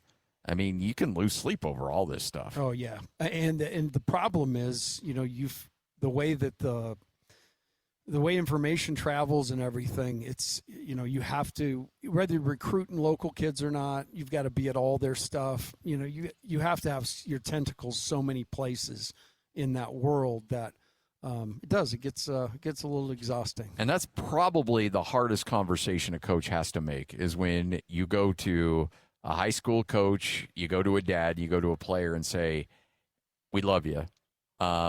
We think the world of you. We don't have a spot for you. Yeah, I had to do that way too many times to count. And what's crazy is most of the time went pretty well. Yeah. Still have great friends today that I had to talk had that talk with. Some of them not so well, and you were told at that point, though, you kind of saw, okay, this is what it would have happened had we brought them. And it wasn't going to go well because we didn't think they were good enough. And there is a built-in, mechanism by the parent to protect. And so it's better to see that when you're telling them that, and as opposed to disappointing them by not playing. Yes. Yeah. Sometimes you're just trying to avoid those situations in the recruitment process. Well, and a lot of times, I mean, not that in a roundabout way, not like you're taking credit, but sometimes that chip on the shoulder is something that a kid needs to take a step to the next level. When he can go and say, hey, look, this school didn't recruit me, and that was my dream school, and I wanted to go there, and they didn't even offer me. And so now I wake up every morning and get my 1,000 shots in every day just thinking I'm going to make them pay. I mean, sometimes that little stuff can be enough to get you going. So, you got to make hard decisions. It's just it's not an exact science. It's not to say Tom Brady would have gone to BYU and Tom Brady would have just blown up. We don't know that. It's not as if, we know that some guy, so much of recruiting is just being at the right place at the right time. It's timing. Oh my gosh. And obviously nowadays you've got to be a lot more than that from a, monetary perspective. But in terms of a player's progression, it is all timing. You have no idea that, who's going to be on the roster at the same time. I mean, you go back to Steve Young when he came to BYU at one point, heard him talk about it a million times. He's 8th on the depth chart.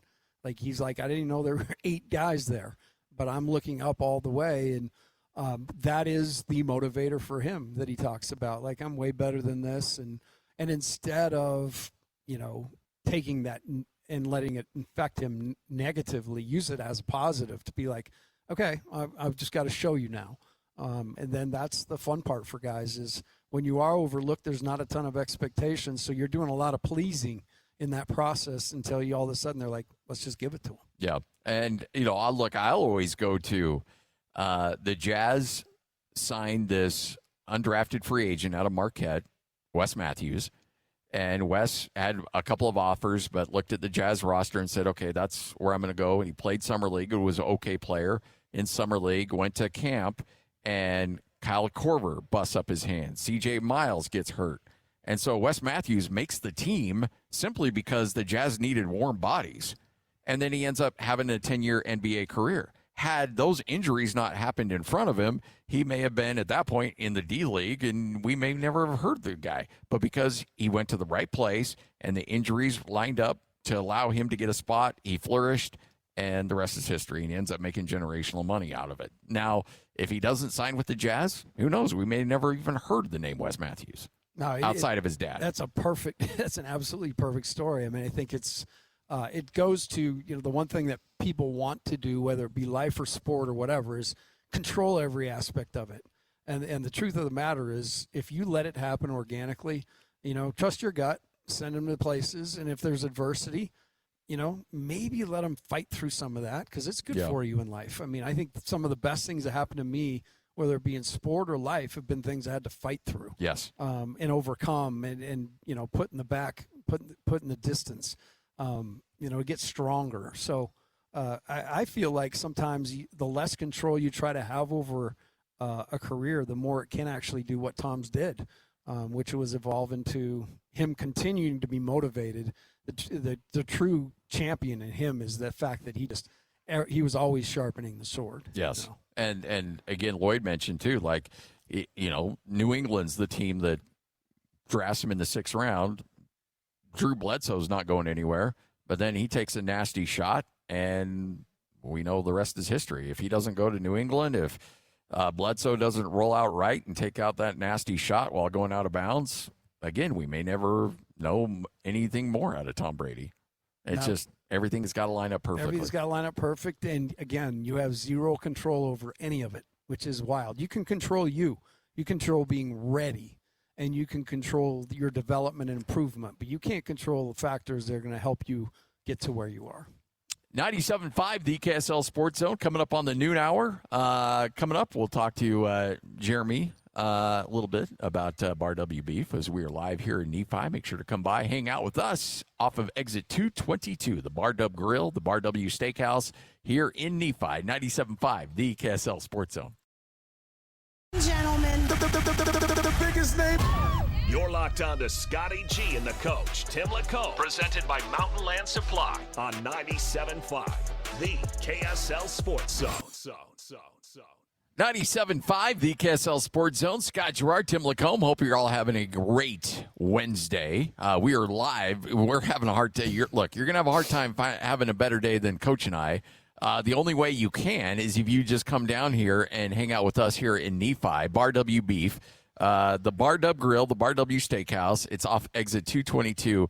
Can't say enough about this building, too. Just absolutely beautiful building. You walk in, to your left is the grill, to the right is the steakhouse. And whether you got a big event and you want to share it with the family, come to the steakhouse. If you're just looking to grab a quick bite, there's nothing fast food about the Bar Dub Grill, though. There is nothing fast food about it. They get it to you quick, and that's about it. That's where it ends. That's where it ends. And I also want to mention the gift shop because my wife loved it when she came. They have a bunch of Utah products, from all over the place, from different manufacturers. But it's an awesome, if you're a gift shop person, it's a great gift shop. Hey, NBA Commissioner Adam Silver, we talked about him in the comments about Tom Dum Dum. But he also said he remains very hopeful that the investigation with Kawhi Leonard and the Clippers should be concluded sometime this summer. Said the league was not responsible for holding up a reported trade that would have sent Kawhi Leonard to the Toronto Raptors. So he's saying, look, we didn't hold it up, But in a roundabout way, yeah, you did, because the Raptors aren't going to complete a trade for Kawhi Leonard if Kawhi Leonard's not going to be eligible to play because of some kind of penalty imposed by the NBA. So they didn't say, no, you can't make the trade, but they did say if there is punishment towards Kawhi Leonard, you're going to be the one that's going to take the hit for it because he won't be able to play for you. Yeah, I mean, the whole thing is madness, and really it should have been actually more of a priority than perhaps the tanking, right? Yes. By a mile. This is a really, really overt effort to circumvent the salary cap, which is, the competitive advantages of competitive advantages. So that's the thing that they've just drugged their feet on this so long that it is now impacting Kawhi's ability and Toronto's ability to have him around. He did say that that the investigation is going on far longer than I would have hoped. There's no question about that, which usually I would seem to think that's not a good sign for the Clippers and Kawhi if it's taken a long time. No, I don't think it is at all. Because I think they're digging and they're finding some stuff. They're finding stuff, yeah. I'm telling you, man, you definitely... Hold on, we're on the air. I'll chat with you here in a bit. But yeah, that was. Hey, how are you, partner? But it's really an interesting situation here where the NBA is trying to circumvent or trying to find a way to handle a situation where obviously it looks like the Clippers and Kawhi were up to no good. And the problem is, I don't think this is a unique situation. No, I think that Kawhi's going to be the poster boy of this, but I think this stuff's been going on forever. I do too. I actually do too. And, I was around athletics and sports and recruiting at the college level so much. And we said it earlier, loopholes are everything. Yeah. Yep. Yeah. Loopholes, if you can make it fit, man, let's go. Right here on 97.5, the KSL Sports Zone. It's high noon up and down the Wasatch Front, and Scotty and the coach are just getting started. You know what? This Mammoth season, look, I am fired up for the Jazz season. I'm fired up for the Mammoth season. Obviously, we're all fired up for college football. You have mentioned and coined this the summer of us, the sports fans here in the state of Utah, because expectations for BYU, Utah, the Mammoth, and the Utah Jazz collectively are about as high as anything we've seen in recent memory, with all four of them expected to have very, very good seasons. And I promise you, we've got baseball in that same, right now we're in that realm where we're only a few years away from knowing we're going to have that. I mean, everywhere I turn, people are talking about baseball in Utah. This is Scotty G and the coach, Tim LaComb, presented by Mountain Land Supply on 97.5, the KSL Sports Zone. 97.5, the KSL Sports Zone. Scott Garrard, the coach, Tim LaComb. I hope you're all having a great day as we are halfway through the show. High noon, up and down the Wasatch Front. As we will have a chance to chat with Kurt Helin coming up here in just a moment. We're live here at Bar W Beef in Nephi. Come on by, hang out with us, and grab yourself a bite to eat at the Bar W Grill. Later tonight, the Bar W Steakhouse will open up. I highly suggest you get your reservations at barwsteakhouse.com and check out this incredible beef. And all of this beef that they serve here can be shipped to your house as well. Just go to barwbeef.com. The special, it's a promo code Scotty10, SCOTTY10. Enter that in and check out when you get the Sunday dinner box. That's 2 chuck roasts, 1 rump roast, 1 tri-tip roast, 5 pounds of ground beef, all yours, and 10% off if you use the promo code Scotty10 at checkout. I like it. Sounds delicious. I'm a roast guy on Sundays. Yeah, let's throw a little potatoes, some carrots. Yep. Just had it last week, in fact. We mushroom. had the whole crew over. Put it in a slow cooker. It makes you look like an all-star. Well, I mean, some of us have to keep striving, Scotty. Stop. Others have attained greatness and just stay there. I hope to someday achieve any of that. Greatest guy I know. NBA, the Summer League. We'll see if Kurt's. I would imagine Kurt is now probably done in Vegas. I think he was there probably for a bit, and now it's time to go home because there's really not a lot left here to watch. Yeah, I would bet that was. And I'm curious to get his take on Summer League seemingly getting shorter. Yes. That it's now in vogue to make your debut and a splash, maybe a curtain call, and then call it good. Elbow, wrist, wave to the crowd, score a few buckets, and then go back home. But I do believe that, like I said earlier, the Jazz learned what they needed to learn from Summer League in terms of Darren Peterson. I mean, if you just go back a month, people were worried about the fact he could put 30 minutes together. And he answered all the questions. I think, the situation he was in with guys doubling him and playing with more pressure. Yeah. That was definitely something that was an outlier, but I like the way he handled it.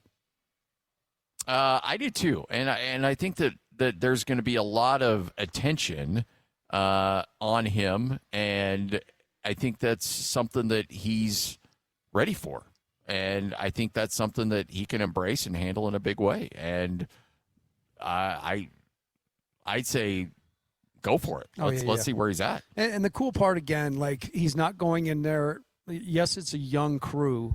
But it's a young, excited crew. They're excited to get on this journey to win. They've taken their lumps, and so he's coming into a very, very positive environment to develop. Joining us now, NBC Sports and ProBasketballTalk.com, it is Kurt Helin joining us. Kurt, how are you? I'm doing good. I'm glad to be home as of last night from just way too long in Vegas. So. Yeah. There's about a 48-hour, 72-hour sweet spot with Vegas, and then once you hit that, it's no bueno after that. Yeah, and I was there for like 7 days. Oh. More than enough. Yeah. Yeah. Hey, so I guess now guys can come in, they can play a game, maybe two, and then right off in the sunset. Was there anything left to learn about either Darren Peterson or AJ DeBonce after those first couple games?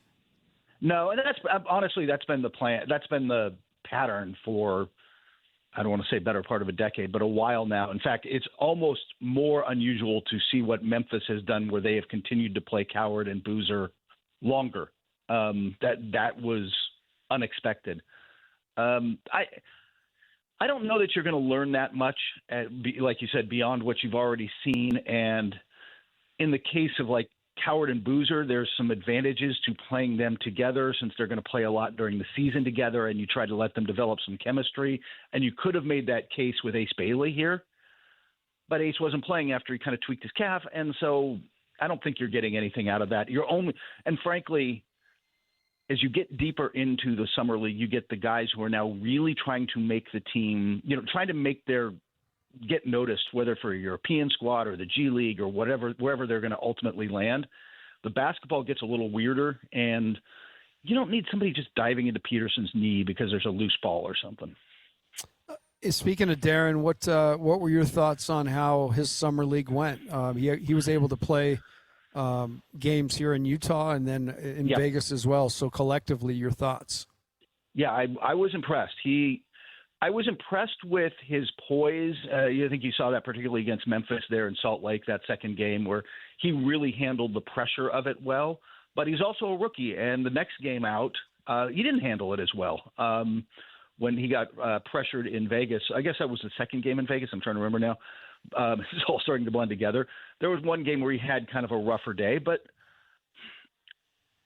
that's all part of the learning process. He is going to get so much thrown at him over the next couple of years, but physically he looked great.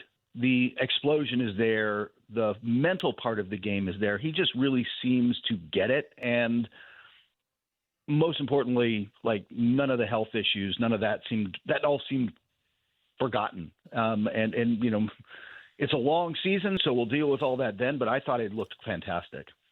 There's guys that you want to see. If they play well, it's a cherry on top. And I always say first-year guys, rookies, I don't have high expectations. But I always have high expectations for guys that have played in the league and are playing in their second or third summer league. And with that, I'm a little – there's a concern level on Cody Williams because I did not think he looked particularly good for the Jazz, especially down there in Vegas. To be fair, they are asking him to put the ball in his hands and do more creation than he's frankly probably ever going to do with the Jazz properly. And that's part of what Summer League is. Let's put this guy in a situation where we can't really do that over the course of 82. But he didn't stand out consistently. He had his moments. He definitely has gotten a little stronger, which was certainly one of the issues that he had to deal with. But it wasn't the kind of breakout you'd hoped for, and it's something to monitor because I think we discussed this last week when I was there. This is really like a make or break year for him, right? Like, you've got to do it. This is the season where if you're going to be part of this going forward, if you're going to be part of the future, you've got to prove it this season. And Summer League didn't give me a ton of confidence heading that direction. Your thoughts on A.J. DeBonsa? Just played a couple games, but looked like he just picked up where he left off. He did, and I hadn't seen him in person for basically a year, and you forget just how fluid and smooth an athlete he is.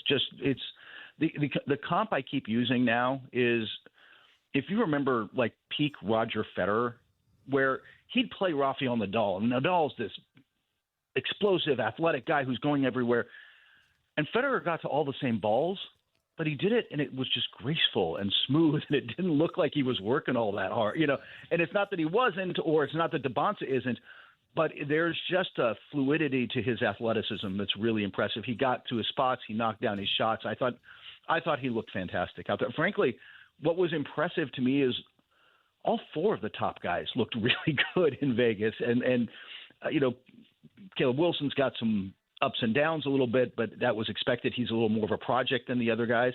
And all that said, I was really impressed with DeBonsa as a guy who can step in, and he's going to be asked to do a lot for that team, but he can pick his spots a little bit because he's between Trae Young and Anthony Davis.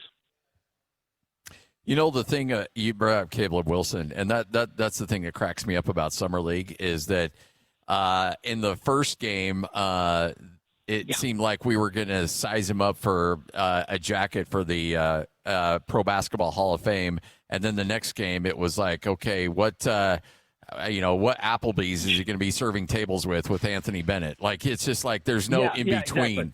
There's no in between on this. Oh, I think we may have lost Coach. Oh, no, I'm here. Oh, I'm here. There we go. Sorry about that. I put you on mute for a second to yell at my dog, who is, I don't know what you're barking at, dude. There's nothing going on in front of the house. Hey, settle down, Bowser. No, that first game was a bit of a misnomer in the sense that, he was 7 of 27 shooting threes in 24 games in college, and then he knocked down 7 of 11 in his first Summer League game. And it's like I was sitting next to somebody who's followed him a little bit at Scouting, because it's not just that he didn't shoot at North Carolina. Like, he hasn't shot that well at any level. Like, he at no point, like, you see the potential there, but that was definitely a one-off night, and he looked much more human the next night. But he also knocked down some threes. He obviously can get to the rim. The athleticism is there.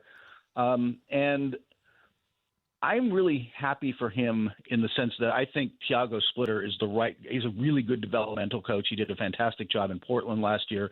He was brought in from Europe partially for that reason. I thought he looked fantastic that way. Like, that's a good situation for him to develop.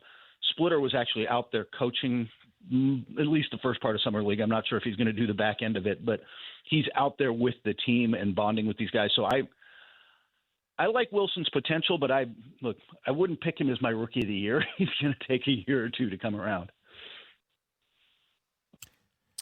Kurt Helin joining us, 97.5, the KSL Sports Zone. All right, so Kurt, you mentioned AJ. He plays those 2 games, and you can tell that there was he had that Darren Peterson thing lined up, and he wanted to make a statement. Yeah. He certainly did. And so you come away from him. I mean, we all know he's going to be good. We know he's going to be right there in the running for Rookie of the Year. Was there anything that you learned about him that you weren't expecting, or was that pretty much on par for what you expected? On par for what I expected on the court. And Peterson, by the way, I think pressed a little in that game. That was one of his worst Summer League games, and I think it was just Peterson's been able to rise up to big moments throughout his career, including playing DeBonsa in college, but he seemed to press in this one a little bit, and it didn't work. I also forgot, though, that DeBonsa is an incredibly confident individual. Like, he is. Oh yeah. He he has a big personality, and I think that will serve him well, marketing wise and career wise. Look, you don't get to play at the level he wants to play at without some level of ego. There's no egolessness guys doing that. And he certainly brings that to the table, but it kind of works for him. He does it. He still does it in a charming way. And Joel Embiid isn't wrong. Everybody turns on these guys eventually, but for now, it works. Well, the Jazz now have moved into this territory with center by committee. I think Walker Kessler was probably in the plans all the way along, and some plans you got to deviate, and it looks like that's what the Jazz will do here. I think it was the right move, not to match. I think and everything they got back for it, right? So, in your mind, how does that impact the Jazz ability to continue to try to climb and reach the playoffs? I don't think they're. I think they're still on that track because Kessler was certainly part of that, but he wasn't going to be the heart and soul of that team. His job was to defend and protect the paint and, set some good picks and roll hard. You've got Markkanen, you've got Peterson, you've got Keontae George, you've got plenty of guys who are going to create and score.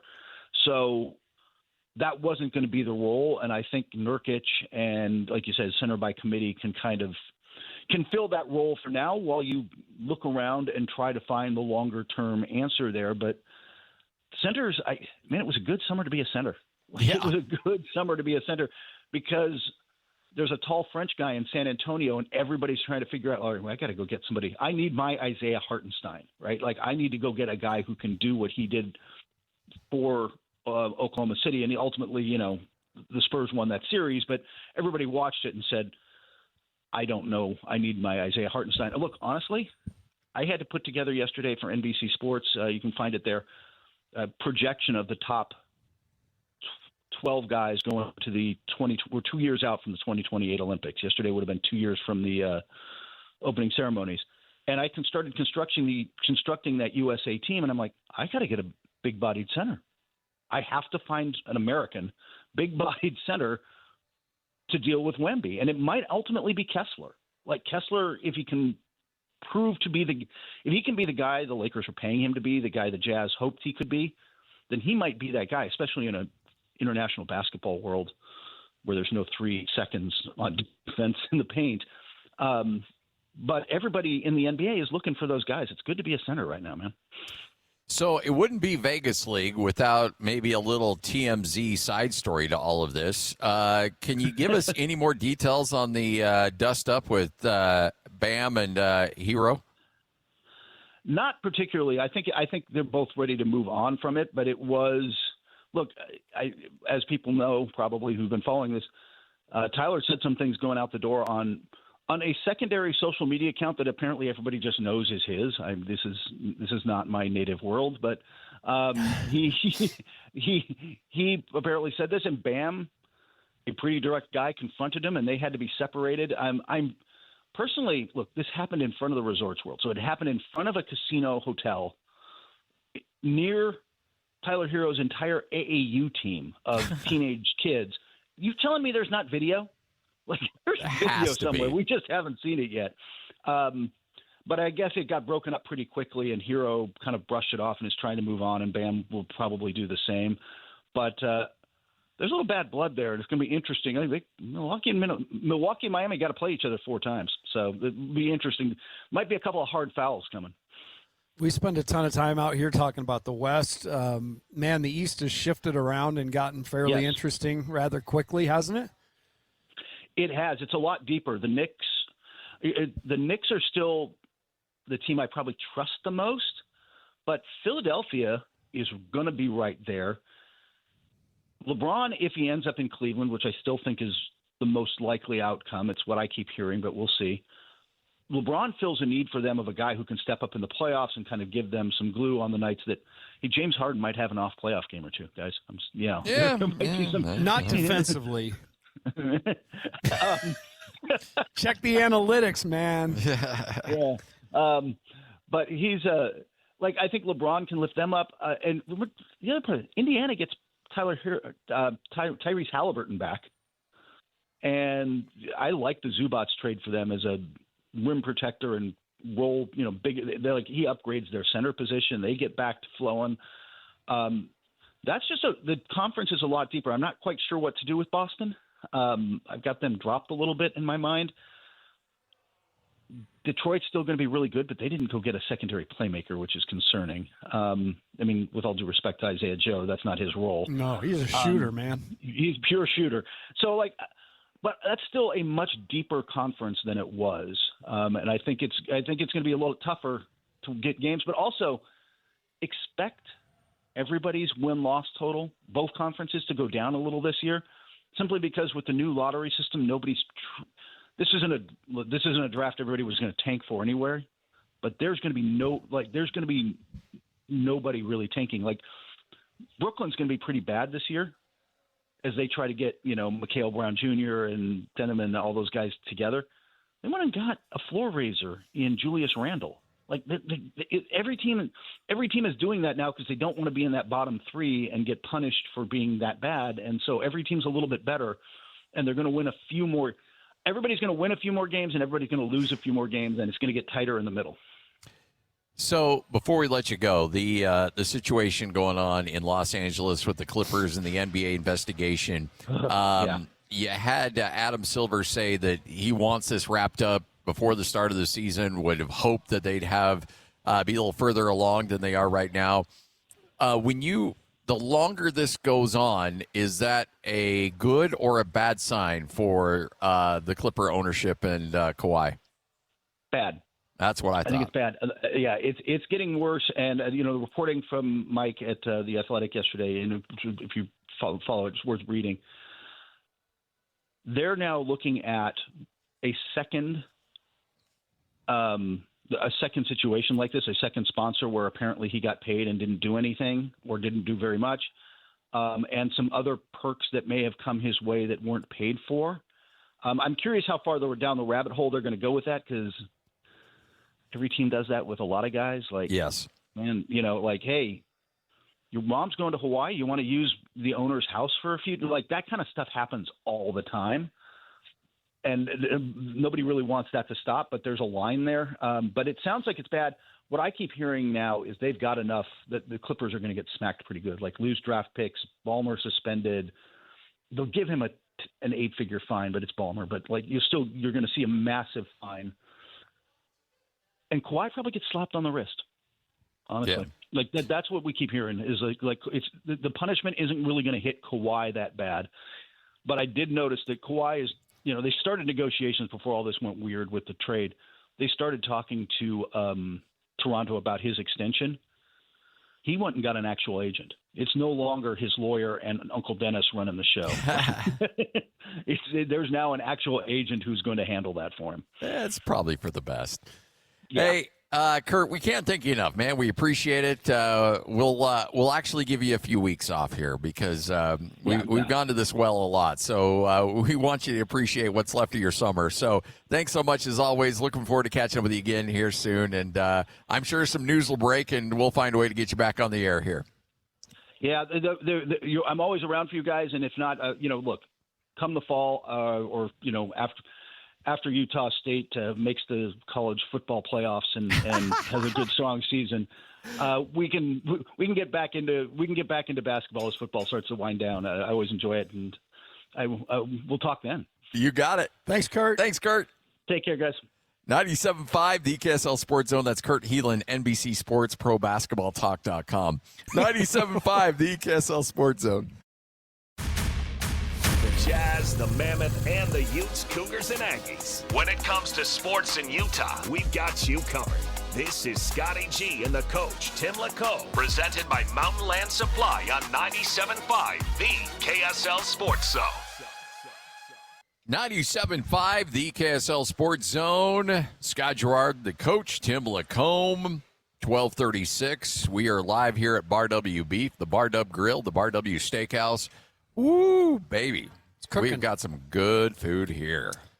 Yeah, I almost wanted Lloyd, can you take the rest of the show? I'm going to dive into this, literally dive into this salad. It's delicious. This, it's a beet salad. It's just unreal. My parents were both graduates of Jordan High School. They were beet diggers. Ah, there you go. So I feel certified to say that these beets are awesome. It's like family. It's in the family. It's in the blood. All right, so let's. We've got another opportunity for a major pain in the butt. Now, we've welcomed Alex into the mix because Alex is part of the show, Alex Annapolis. And but here's the other element to this. Alex decided to skip out on this segment and go get some free food that they're serving down below. I love it. So we are going to be picking for Alex because, look, you go get the free food, that's fine, but just know you could end up in a little bit of trouble. Jodine. Yeah, let's just say Jodine is going to be part of Alex's team. I think he may be first pick. If you choose that over the show, then this is what you get. That's what you get, and you're going to like it. Duly All right. noted, boys. So you are going, with your back-to-back victories, which I don't know if you've known this. You've been pretty humble about all of this. You have one back-to-back. I have. Yeah. Have you guys ever seen Night at the Museum? Okay, just keep going. I paid for my brash. I get it. Dum-dum, you give me gum-gum. You do dum-dum, you give me gum-gum. That's Tom. That's a dude from Neverending Story, right? Or no, not Neverending Story. I think you're right. Oh, smell horrible. I think you were right. I think you had Never-Ending Story. That's the rock monster. Yes, the rock monster. Anyway, See, I know which movie you're talking about. Thanks, Lloyd. I appreciate that. I plead the fifth. From now on, I won't get it. I'll just let you sort it out till you're done. Oh, and then Tim, don't be like that. Come on. That's like, I guess that's the equivalent of taking my ball and going home. Oh, so with that, you get a pick first in our major pain in the butt. Well, we already know. We each get three. We each get three golfers, and whoever has the best score combined with their three golfers ends up winning. You've had back-to-back victories. You're no dum-dum when it comes to golf. Well, I had no idea. I appreciate the reminder, and I want to, before I begin, I want to thank both you and Lloyd and Alex for being runners-up, and I want to thank you for making it so easy for me to win. Okay? That's a Johnny Miller. I like it. Yep. If you listen to the show, there'll be Easter eggs, and I guess it makes an Easter egg if I talk about it. So just know that's the pattern. But yes, with the first pick in the Open Championship 2026, Matt Fitzpatrick. Matt Fitzpatrick is number one on your board. Number one 3 in the overall odds. pick. Yep. But I like him for this week for some reason. I dreamt about it last night. Woke up thinking I was Matt Fitzpatrick. Really? Wow. Wrote it down. Didn't even know he was a golfer for heaven's sake. No, I'm just kidding. I am going to go. You know what? If he falls in your lap, you kind of have to take him, right? Scotty Scheffler. Take him. All right. Scotty's the guy. Lloyd, who are you going with? Well, I don't. Since I was last, I don't. Actually, it's Alex's pick. So no, you get a jump up. Am I jumping up? Okay. Yeah, that's part of the rules. Okay. Yeah. Well, I am going to go. And you should be third anyway. Xander Schauffele.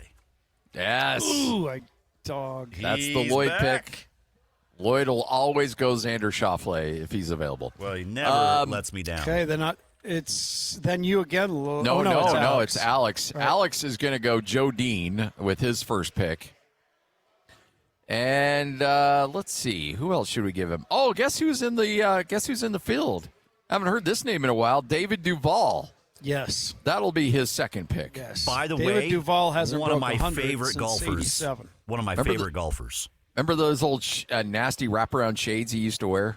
I wonder if he still does. I'm looking for Joe Dean's odds. I don't even think he's listed. He has to have odds. Yes, he is. Where is he at?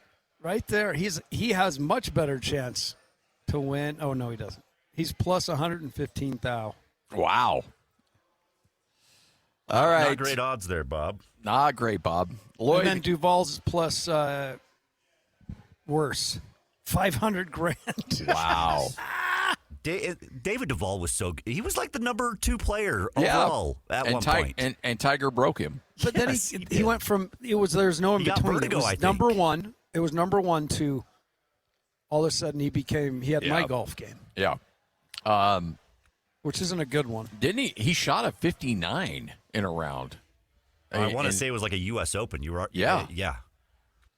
Just crazy. Did you guys know BT shot 74 at the old course? I heard that. I appreciate you. Apparently, it's not that dude. hard of a course. Coming on here, but flapping his gums.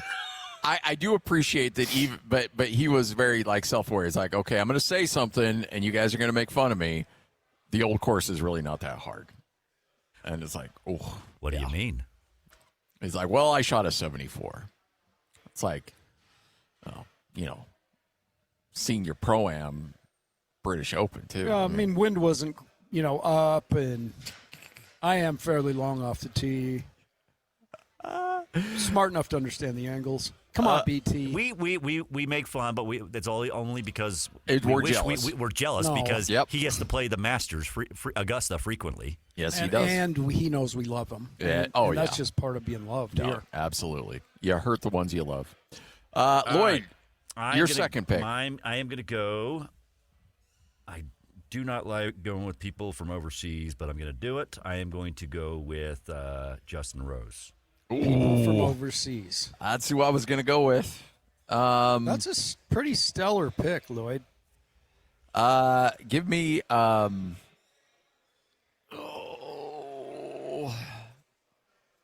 give me Rory. Fine. Oh, jeez. just spoiled Mr. me. Front Runner here. I know. Okay. I've got 2 here, correct? Yes. The answer Yes, is you do. yes. You snake. The first year I didn't. I had to. Okay. So I'm going to go T. Fleetwood. And I'm going to go Si Woo Kim. I'll see you later. It's just a sign that I'm pulling away yet again. 43-1 odds. Si Woo Kim. And I left a bunch up there for you. I know you did. I'm not going to, you know what?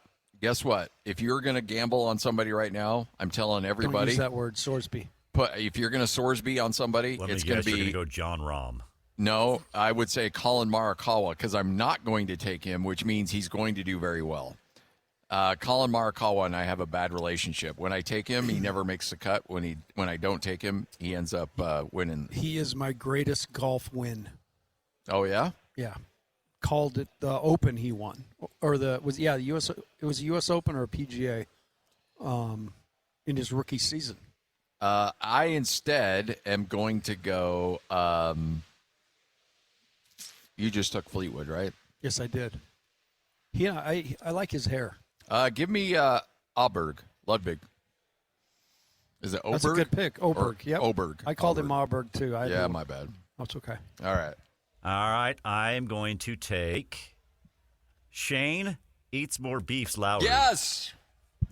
Ooh, that's a pretty stupid pick too. Ooh, Lloyd's kind of got a sneaky good team. Eats more beef, Lowry. Xander was on my wish list this year. I should have taken him first. Yeah, I think you probably would have had Fleetwood available for you. I got one for you for our guy for Alex. Oh yeah. So I will see your Si Woo Kim, and I'm going to go Min Woo Lee. I'm trying to find what's his odds. He's probably up there. He's like top 25. Like he's like number 24. Wait a minute. Hey, why did you giving him? just check raise me? I did. You just check raised me. You didn't did. you? That was a check raise. Yeah. All right. There you go. It's our major pain in the butt right here. So on let's 97.5. recap. I want to hear what we've got. Oh boy, Lloyd. I hope Okay, you're. I've got mine. I'll were you say keeping mine track real of quick. them? I've got him. I do have him. Okay, I got Fitzy. Yeah, you went And I on a got limb Si Woo and went Kim. with Matt Fitzpatrick. And then Si Woo Kim and Tommy Fleetwood. Yep. I like my lineup. Scotty's got Scotty Scheffler, Yep. Rory McIlroy, and Ludwig Aberg. Alex has Joe Dean, Dave Duvall, Joe Dean. Min Woo Lee, And check raise. I went with Xander Schauffele, Justin Rose, and Shane Lowry. I like your team, Lloyd. I'm a big fan of my team, too. Yeah, you got a good one. I'm going to break through. I feel it. I'm nervous. I'm not eating this as gleefully as I was. Yeah, I was you gleefully knew after eating. the last one you were going to win that one. By the way, I had to give our guy Alex somebody decent because he did bring me up a little bite to eat. The best thing ever will be this. They'll make a movie after this open. The story of Joe Dean. The Joe Dean All right. Story. 97.5, the KSL Sports Zone. Hope you're all having a great day. We are live here at Bar Dub Grill and the Bar W Steakhouse off of exit 222 in Nephi. Boy, do we have the plate of all plates here. We got a little steak. We got the green beans. You need me to say anything else? I need us to go to break because goodbye. I'm going to get into this. This is 97.5, the KSL Sports Zone. Accessing. The best radio in Utah is right here. This is Scotty G and the coach, Tim LaComb, on 97.5, the KSL Sports Zone. Hey, guess what?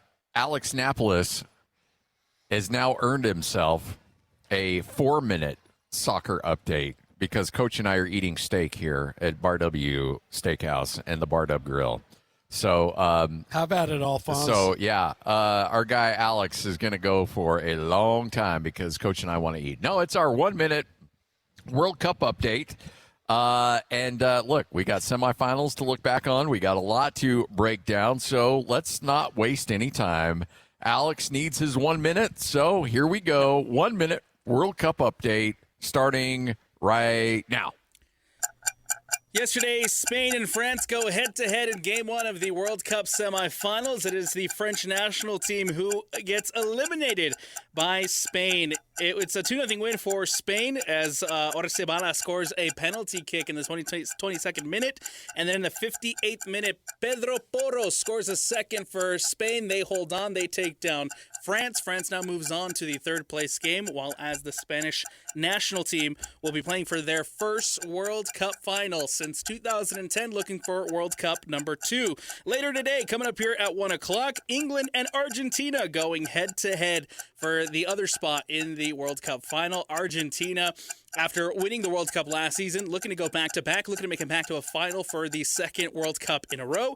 England looking for their first chance at a World Cup in almost 100 years for the English national team. England will be dealing with some injuries along the back line. Stones has to come in and start, and so we'll see if John Stones can deal with the battle of Lionel Messi and co, as Argentina will be looking to move ahead to the next round. Argentina starting Simeone, as Simeone and Argentina will be looking to make their way into the next round. Lionel Messi, of course, one of the leading goal scorers in the World Cup. At the top of the table right now with 8, and Argentina looking to go back-to-back. They're coming in with the number 1 ranking in the FIFA rankings, and Argentina and England going head-to-head down there in for the World Cup final. Lloyd, how much more time do we have here? There's not much going on left. Argentina, though, of course, will be heading over to the semifinal game with Ismail Elfaf as the ref. Are you guys really eating? I was waiting for the buzzer to go off. I know you were. Lloyd was having fun with you. I know. He's laughing in there. Oh, yeah. Oh, my gosh, dude. See, I got it earlier, and I have to admit it. Somebody's got to get it because it's just too good. I mean, that was... Hey, you did. That's what we call tap dancing, and Alex, you did a tremendous job, man. England and Argentina once again will I think I said the same thing like 4 times over and over again. Who's in net again? No. I think it's Argentina. Yeah. Best part of the whole thing. Right now, I know, there's only one game happening, so I'm like trying to just figure out things to talk about. I man. feel that. I'm sorry. That was uncalled for. No, That was Tim's idea. My bad. That was the best of both worlds. That was laughter. That was the culinary experience. Yes. It was just because that was us being able to sneak in a few more bites of this incredible Bar W beef steak. The steak, like, seriously, you want to talk about melt in your mouth. Yep. Absolutely. By the way, big thanks, Alex Napolis, our Thanks, 1 guys. minute, our 90 3-minute seconds. World Cup update. 3 minutes Normally of World it's Cup. 1 minute, but yeah, we got a little extended today. 97.5, the KSL Sports Zone. You're locked on to Scotty G and the coach, Tim LaComb. Now I know y'all are tripping. Presented by Mountain Land Supply on 97.5, the KSL Sports Zone. 97.5, the KSL Sports Zone. All right, it's that time of year where we're going to kind of take a look across the schedules of Utah and BYU and start previewing some of these upcoming opponents. Coming up here in just a moment, we'll chat with Thomas Murphy, who covers the Arkansas Razorbacks, as that'll be an early opponent for the University of Utah. So looking forward to chatting with him and getting the thoughts on everything Arkansas football related for the upcoming season. That game against Utah will be in Rice-Eccles Stadium coming up on September 12th, as we will continue to rally around this upcoming football season. Well, I can't wait. I can't wait for football. It was great to be down and just get a vibe for at least the Big 12. And I like that we're going to hop around and kind of find out the strengths, what the storylines are with each team that we talk to. That'll help us to even be more ready when the time comes. But, the way time travels, it will be here before we turn around, my guy. Yeah. Arkansas started out the year 2-0 with wins against Alabama A&M and then Arkansas State, and then lost 10 in a row. Finished the year at 2-10 on the season. It was not a particularly great one for the Arkansas Razorbacks. But, the other thing, too, you look at there are a lot of games that were close that just didn't go their way. Lost to Tennessee 34-31. Lost against Texas A&M 45-42. Lost to Mississippi State 38-35. Lost to LSU 23-22. Man, heartbreakers. Just Memphis 32-31. Ole Miss 41-35. It's just anything that could go wrong did go wrong for that team. And I'll tell you what, man, you see that on a page, but to live it, like to win the first two, have some excitement, and then suffer the losses, and you can watch your team drain confidence. I mean, there's no surprise that all those probably came right down to the wire, and they gained confidence. They lost confidence from all those losses. This is unreal what they are serving for us here. This is mysterious. At Bar W Beef. A smoked pecan peach cobbler. Look at that. Gracious. Oh, you get that smoke smell? That is unbelievable. I just watched the steam go up. Did you see that on the video, Lloyd? Next time you need to come, Lloyd. I am going to be there the next time. Yes. We tried to get you down here, Lloyd. I know. I had some stuff I had to do. I apologize. I should have seen it through. I'm very disappointed in myself. You should have brought your blanket and came on down here and had. I've had a lot of other things. I'm not going to be careful how I say this. I've had a lot of things brought to me that smoke, but not dessert.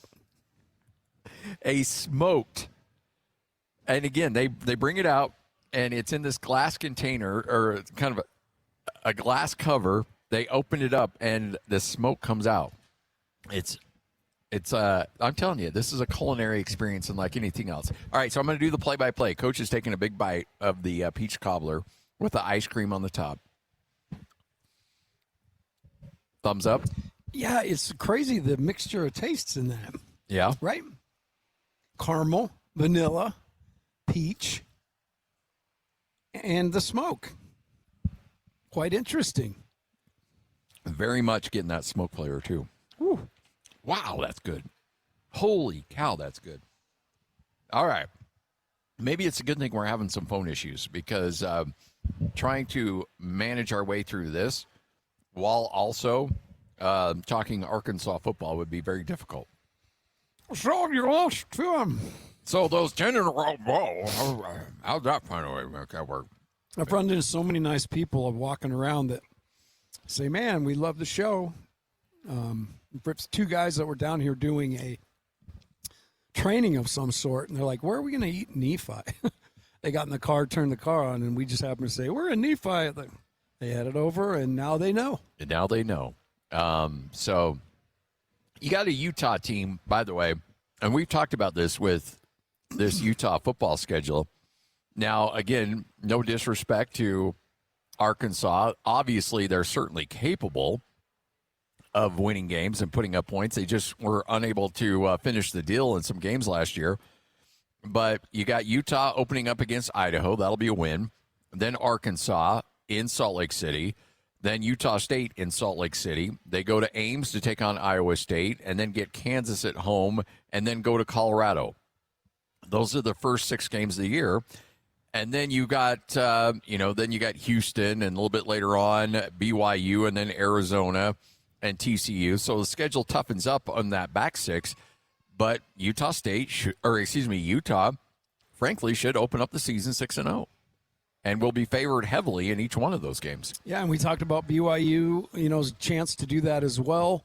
The one thing that sticks out to me is that TCU game. And hopefully BYU's, the offense and defense are working together that day. But it's going to be a battle every Saturday. It's easy for us to go, they should be 6-0. Oh, yeah. I used to hate when people would do that to me. I bet you would. Just lose your mind when you'd be listening to the radio and you hear us. Yeah, because it's so say hard stuff like that. It's so hard to win a game. Yeah, it is. So I don't want to be disrespectful, but if you're just looking at the Kenny Atkins part of it, the analytics, they should be 6-0. Yeah. And again, not fair at all to say that. No, but that's the that's the fun part about being in the media. But I should be more thin than I am. I mean, it does take work, right? Well, I tell you what, we do more remotes down here. That's all busted. All of us are going to be in a whole lot of trouble really quickly. I mean, the one thing you mentioned their schedule is brutal, and they've got a brand new coach in Greg McElroy. His quote: "The resume is you got a brand new coach, a brand new quarterback, arguably the hardest schedule in the sport, handed to you in a welcome basket with a live snake in it." That's the way he sees it. So it will be a lot to digest, and I don't think that the expectation will be crazy high after 2-10. I mean, they certainly want to try to get that thing back closer to what Arkansas is used to, and that's just being competitive and some years having a little bit, more of a special season. But it's never been a place since the 60s and 70s that's been lighting up the world. But it is a place where you've got a massive fan base. You've got a lot of resources. You've got a pretty strong, wealthy donor base. Great league. I mean, the league's going to cover a lot of stuff for you. So you should be able to have some level of success there. And again, that was not a bad roster they had last year. They just couldn't get over the hump. And not a lot of bad losses, as you said. I mean, in terms of, they played competitively. They were in games. Most of those that you rattled off were one score. So sometimes those just snowball. Yeah. You get in the midst of it and you think, okay, we got to get this turned. And then you're on the bus on the way and everybody's like, there's no chance. Well, there's this, there's an old coaching adage. You have to learn how to win. Yeah. And, you can be a great team, but just not know how to make the steps down the steps down the stretch to find a way to get it done. And that team was certainly snake bit last year. All right, covering the Razorbacks, Thomas Murphy, kind enough to join us right here on 97.5, the KSL Sports Zone. Tom, how you doing? Oh, man, I'm doing well. It's a pleasure to be on with you guys. It's good to catch up with you. You're hard-pressed to find a team more snake-bit than Arkansas last year, 2-10, 10-game losing streak. But, man, there were so many close games. How hard was that to be around, seeing a team that played their butts off in a lot of games but just couldn't get over the top? Well, y'all dug into the Razorbacks a little bit for sure, because that was the kind of the trademark of their season last year. So many, and it started with their first loss, a game at Ole Miss where, they're down 6 and they're driving and it's the 2-minute warning and they're on the Ole Miss 27, I think. And the next play they complete a pass and they fumble it on the 24.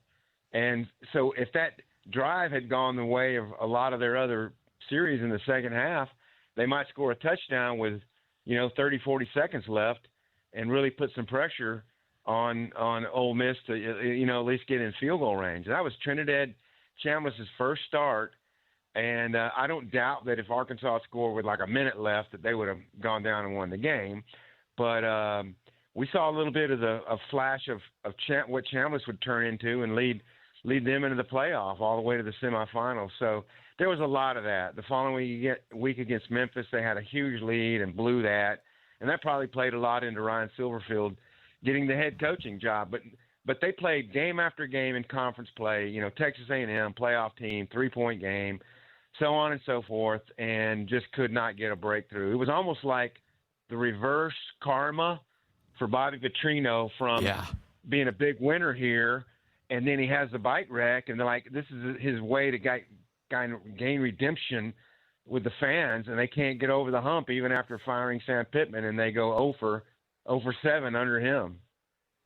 I read earlier when we were talking earlier in the segment about Greg McElroy from ESPN talked about the Silverfield hire and how the resume, his quote is, the resume is you got a brand new head coach, a brand new quarterback, arguably the hardest schedule in the sport, handed you like a welcome basket with a live snake in it. He's got to feel like that for Silverfield, but he's also he did a great job at a place that's not really known for football. He did at Memphis. He inherited the program from Mike Norvell, and they were on an upswing for sure. But he maintained that, and they started last year. I want to say it was 6-0 maybe, and then I think they were 8-1, and then they lost their last several in a row. And I know it was a coaching carousel season was just starting, but they seem to have lost some of their focus down the stretch. But he's got a good track record. I think he's got a good attitude about what he inherited, meaning he understands they're on the bottom rung right now, and the only way to build is just to get the belief going at every level of the system. If the hallways of the football building to the janitors and all that kind of stuff, and get belief going. But Arkansas football has been in a lull for so long, really since Petrino was here, that it's not going to be an easy rebuild. And I don't think their roster really is competitive with the rest of the SEC right now, despite the fact that last year they played all those tight games. They're just behind. I mean, they're going to have to pull upsets and, win turnover margins by surprising numbers to have a chance to win any of their games against Power 4 teams.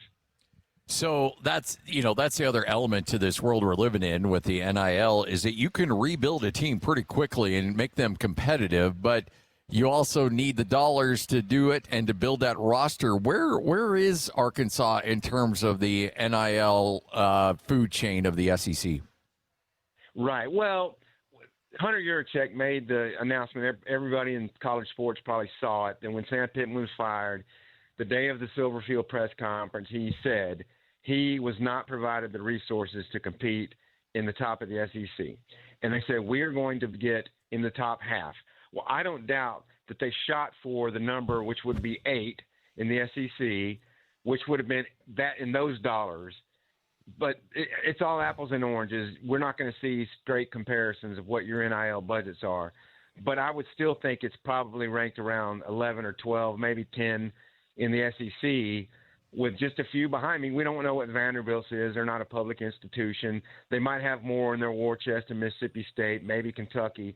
But really, and maybe South Carolina is competitive with them. But, I mean, that's really it. So they don't have as many 4-stars on their roster. And they've got to win it with guys they develop up, and then star players at positions like quarterback, and there's no guarantee they have that this season. I know that Arkansas was really excited about the start time out here in Utah. That made the news a little bit. Did you get any info on that? I guess the AD was, just concerned with what it does to the schedule and everything. Well, it's because not only is that the night game, the super late game, but then the next Saturday they play Georgia, conference opener at 11 a.m. Oh, and, man. I get the complaining there because you're basically losing a day. You're playing the late game Saturday, and then you have an 11 o'clock kickoff the following Saturday. It's a relatively minor thing, but recovery time, prep time, Georgia will be much better prepared, I'm sure. and Georgia's a better program right now. So you want every advantage you can get, and they did not get it in this instance. The series all came about because Helin and Juracek are buddies from back in the day. So, but I'm really excited. I went on radio with the BYU guys when Arkansas played 22 and 23. Had a blast with them. I'm enjoying talking to you guys. We can do it again during the season if you want. But I love going to Utah. I've been a couple of other times just on my own, and I can't wait to go to the game. In fact, when we were out there for the BYU game, I went to the stadium, and it was my lucky day. There was somebody like at the ticket center or whatever, and I'm like, I just wanted to see the stadium, and they let me in there. So I was kind of in there by myself that day. It was fun. You must look trustworthy, man. You must look trustworthy. I just want to say when you if you do come out that week, for sure, let us know. We'd love to have you come drop by and say hello.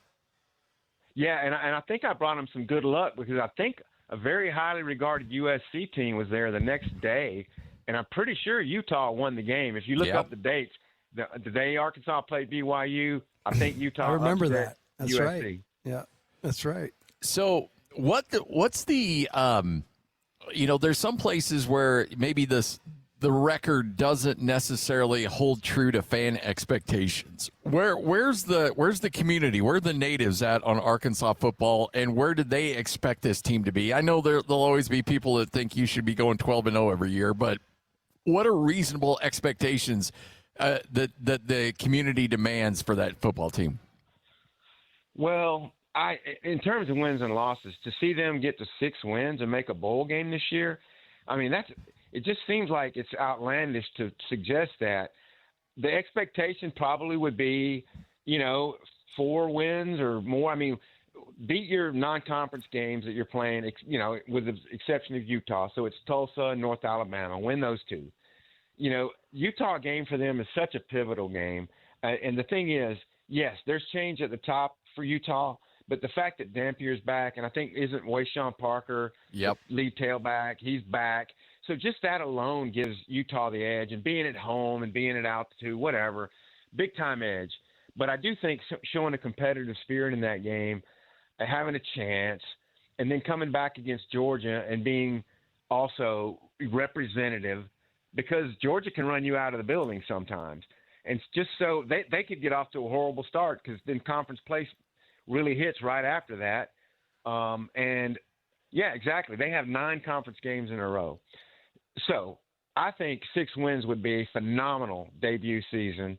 4 wins would be okay. We're showing progress, but you get 3 or less. And right now there's a bunch of, I think, apathy. And some people are mad at Juracek that, he admitted that they weren't competitive in football. And so there's a lot more focus. They got a national championship winning track, and the basketball's good with Calipari, and it won't take long into the season if they lose at Utah, lose at Georgia, and then start losing, that the focus will shift quickly to basketball. Who, and again, we're not holding you to it, but if there was, if you had to go in the crystal ball, who do you anticipate will be the starting quarterback in Week 1? Yeah, we kind of felt like KJ Jackson, the redshirt sophomore, got some playing time last year. He looked okay in the game against Texas. It was a little bit out of hand, but the last quarter against Texas, he did lead them on 2 touchdown drives, for what that's worth. But he got the start against Missouri and did not look as good the following week at home. So really the tale is still to be told for him. But A.J. Hill has a little hitch in his windup, and he's got to get that fixed, or I don't think he can be competitive as for the starting position. So if he improves that over the course of summer and whatever, then maybe he'll have a shot. But my money would be on KJ Jackson. But it's between him and A.J. Hill. Okay. Well, hey, we appreciate your time. Looking forward to chatting with you. And tell you what, when this game gets out at Fayetteville, we got to get out there because I love that city. Oh, yeah, that's a fun place. Good spot. I've lived all around the country, guys. My dad was in the military, and Fayetteville's been my favorite place. It's a great place to bring up a family, and I'm sure you'll enjoy your visit. That sounds good. We appreciate it. Looking forward to seeing you out here in Salt Lake City as well. All right. Take care, Tom guys. Murphy joining us right here on 97.5, the KSL Sports Zone, covering the Arkansas Razorbacks. And I love guys that come on that there's guys that come on the cover of the team that you can tell, that they're a fan, and so they paint a rosy picture, and then there's other guys that be like, hey, look, 6 wins is going to be a huge accomplishment for this team given that schedule. Yeah, he was great, and I would have him on for the accent alone. Yes, exactly. It just does my heart good. That's a guy that starts talking, and I'm like, all right, Lloyd found a good one here. Absolutely. All right, this is 97.5, the KSL Sports Zone. Time to spin the wheel and talk some sports. This is Sports Roulette on 97.5, the KSL Sports Zone. 97.5, the KSL Sports Zone. Scott Garrard, the coach, Tim LaComb, live here at Bar W Grill, Bar W Steakhouse. Tell you what, folks, this is where you need to be. Enjoy, get that 8-ounce filet, get the smoked peach cobbler, get the beet salad. You won't go wrong with any of that. It is as good of a meal as we've had in a long time, Coach. Yeah, it was incredible. It was just the only hard part was, it's like Red Panda. We were trying to ride the unicycle and keep all the dishes without falling down. Yeah.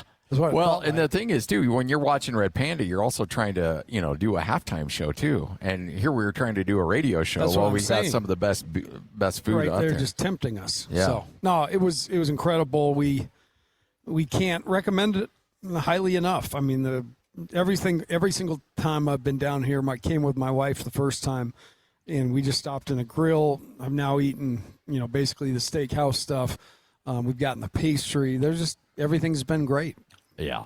I'm going to have a hard time matching that in any way, shape, or form. I'm a little upset that we're now going to have a barbecue at my house after you've experienced a meal like that. But you're not necessarily making fillets, right? No, we're doing ribs. Yeah, that's a whole different deal, and you mastered that. If I was going to cook steak in front of you, that would be tough that would be a tough act to follow. Do you have any A1?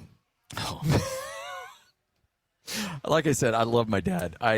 He is my favorite. He is my hero. Everything about my dad I love, except when we go to a restaurant for steaks. And his name is Richard, correct? Yes. And that's where it'll stay. And that's where it stays. Yep. All right, Sports Roulette. We take some of the big storylines and put it on a roulette wheel. We spin it wherever that little ball lands is what we end up talking about. So with that, Lloyd, fire up that wheel.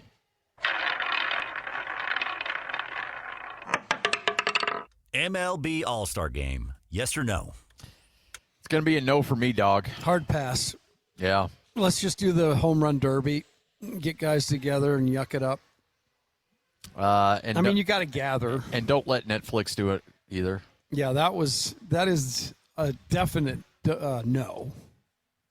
Figure out how to do it. Netflix has some misses these days. They've missed the boat on a couple fights, and it hasn't been great. Everybody wants to do I was watching in the NBA playoffs, they were doing a lot of these weird angles, and it's just show me the game. Please. I don't want to see a crazy angle. I don't want to see look at it from this. No, I don't. Just give me the same wide angle that we've been seeing for the last 30 years. You don't have to reinvent the wheel. Don't make it crazy. Just give me what I want.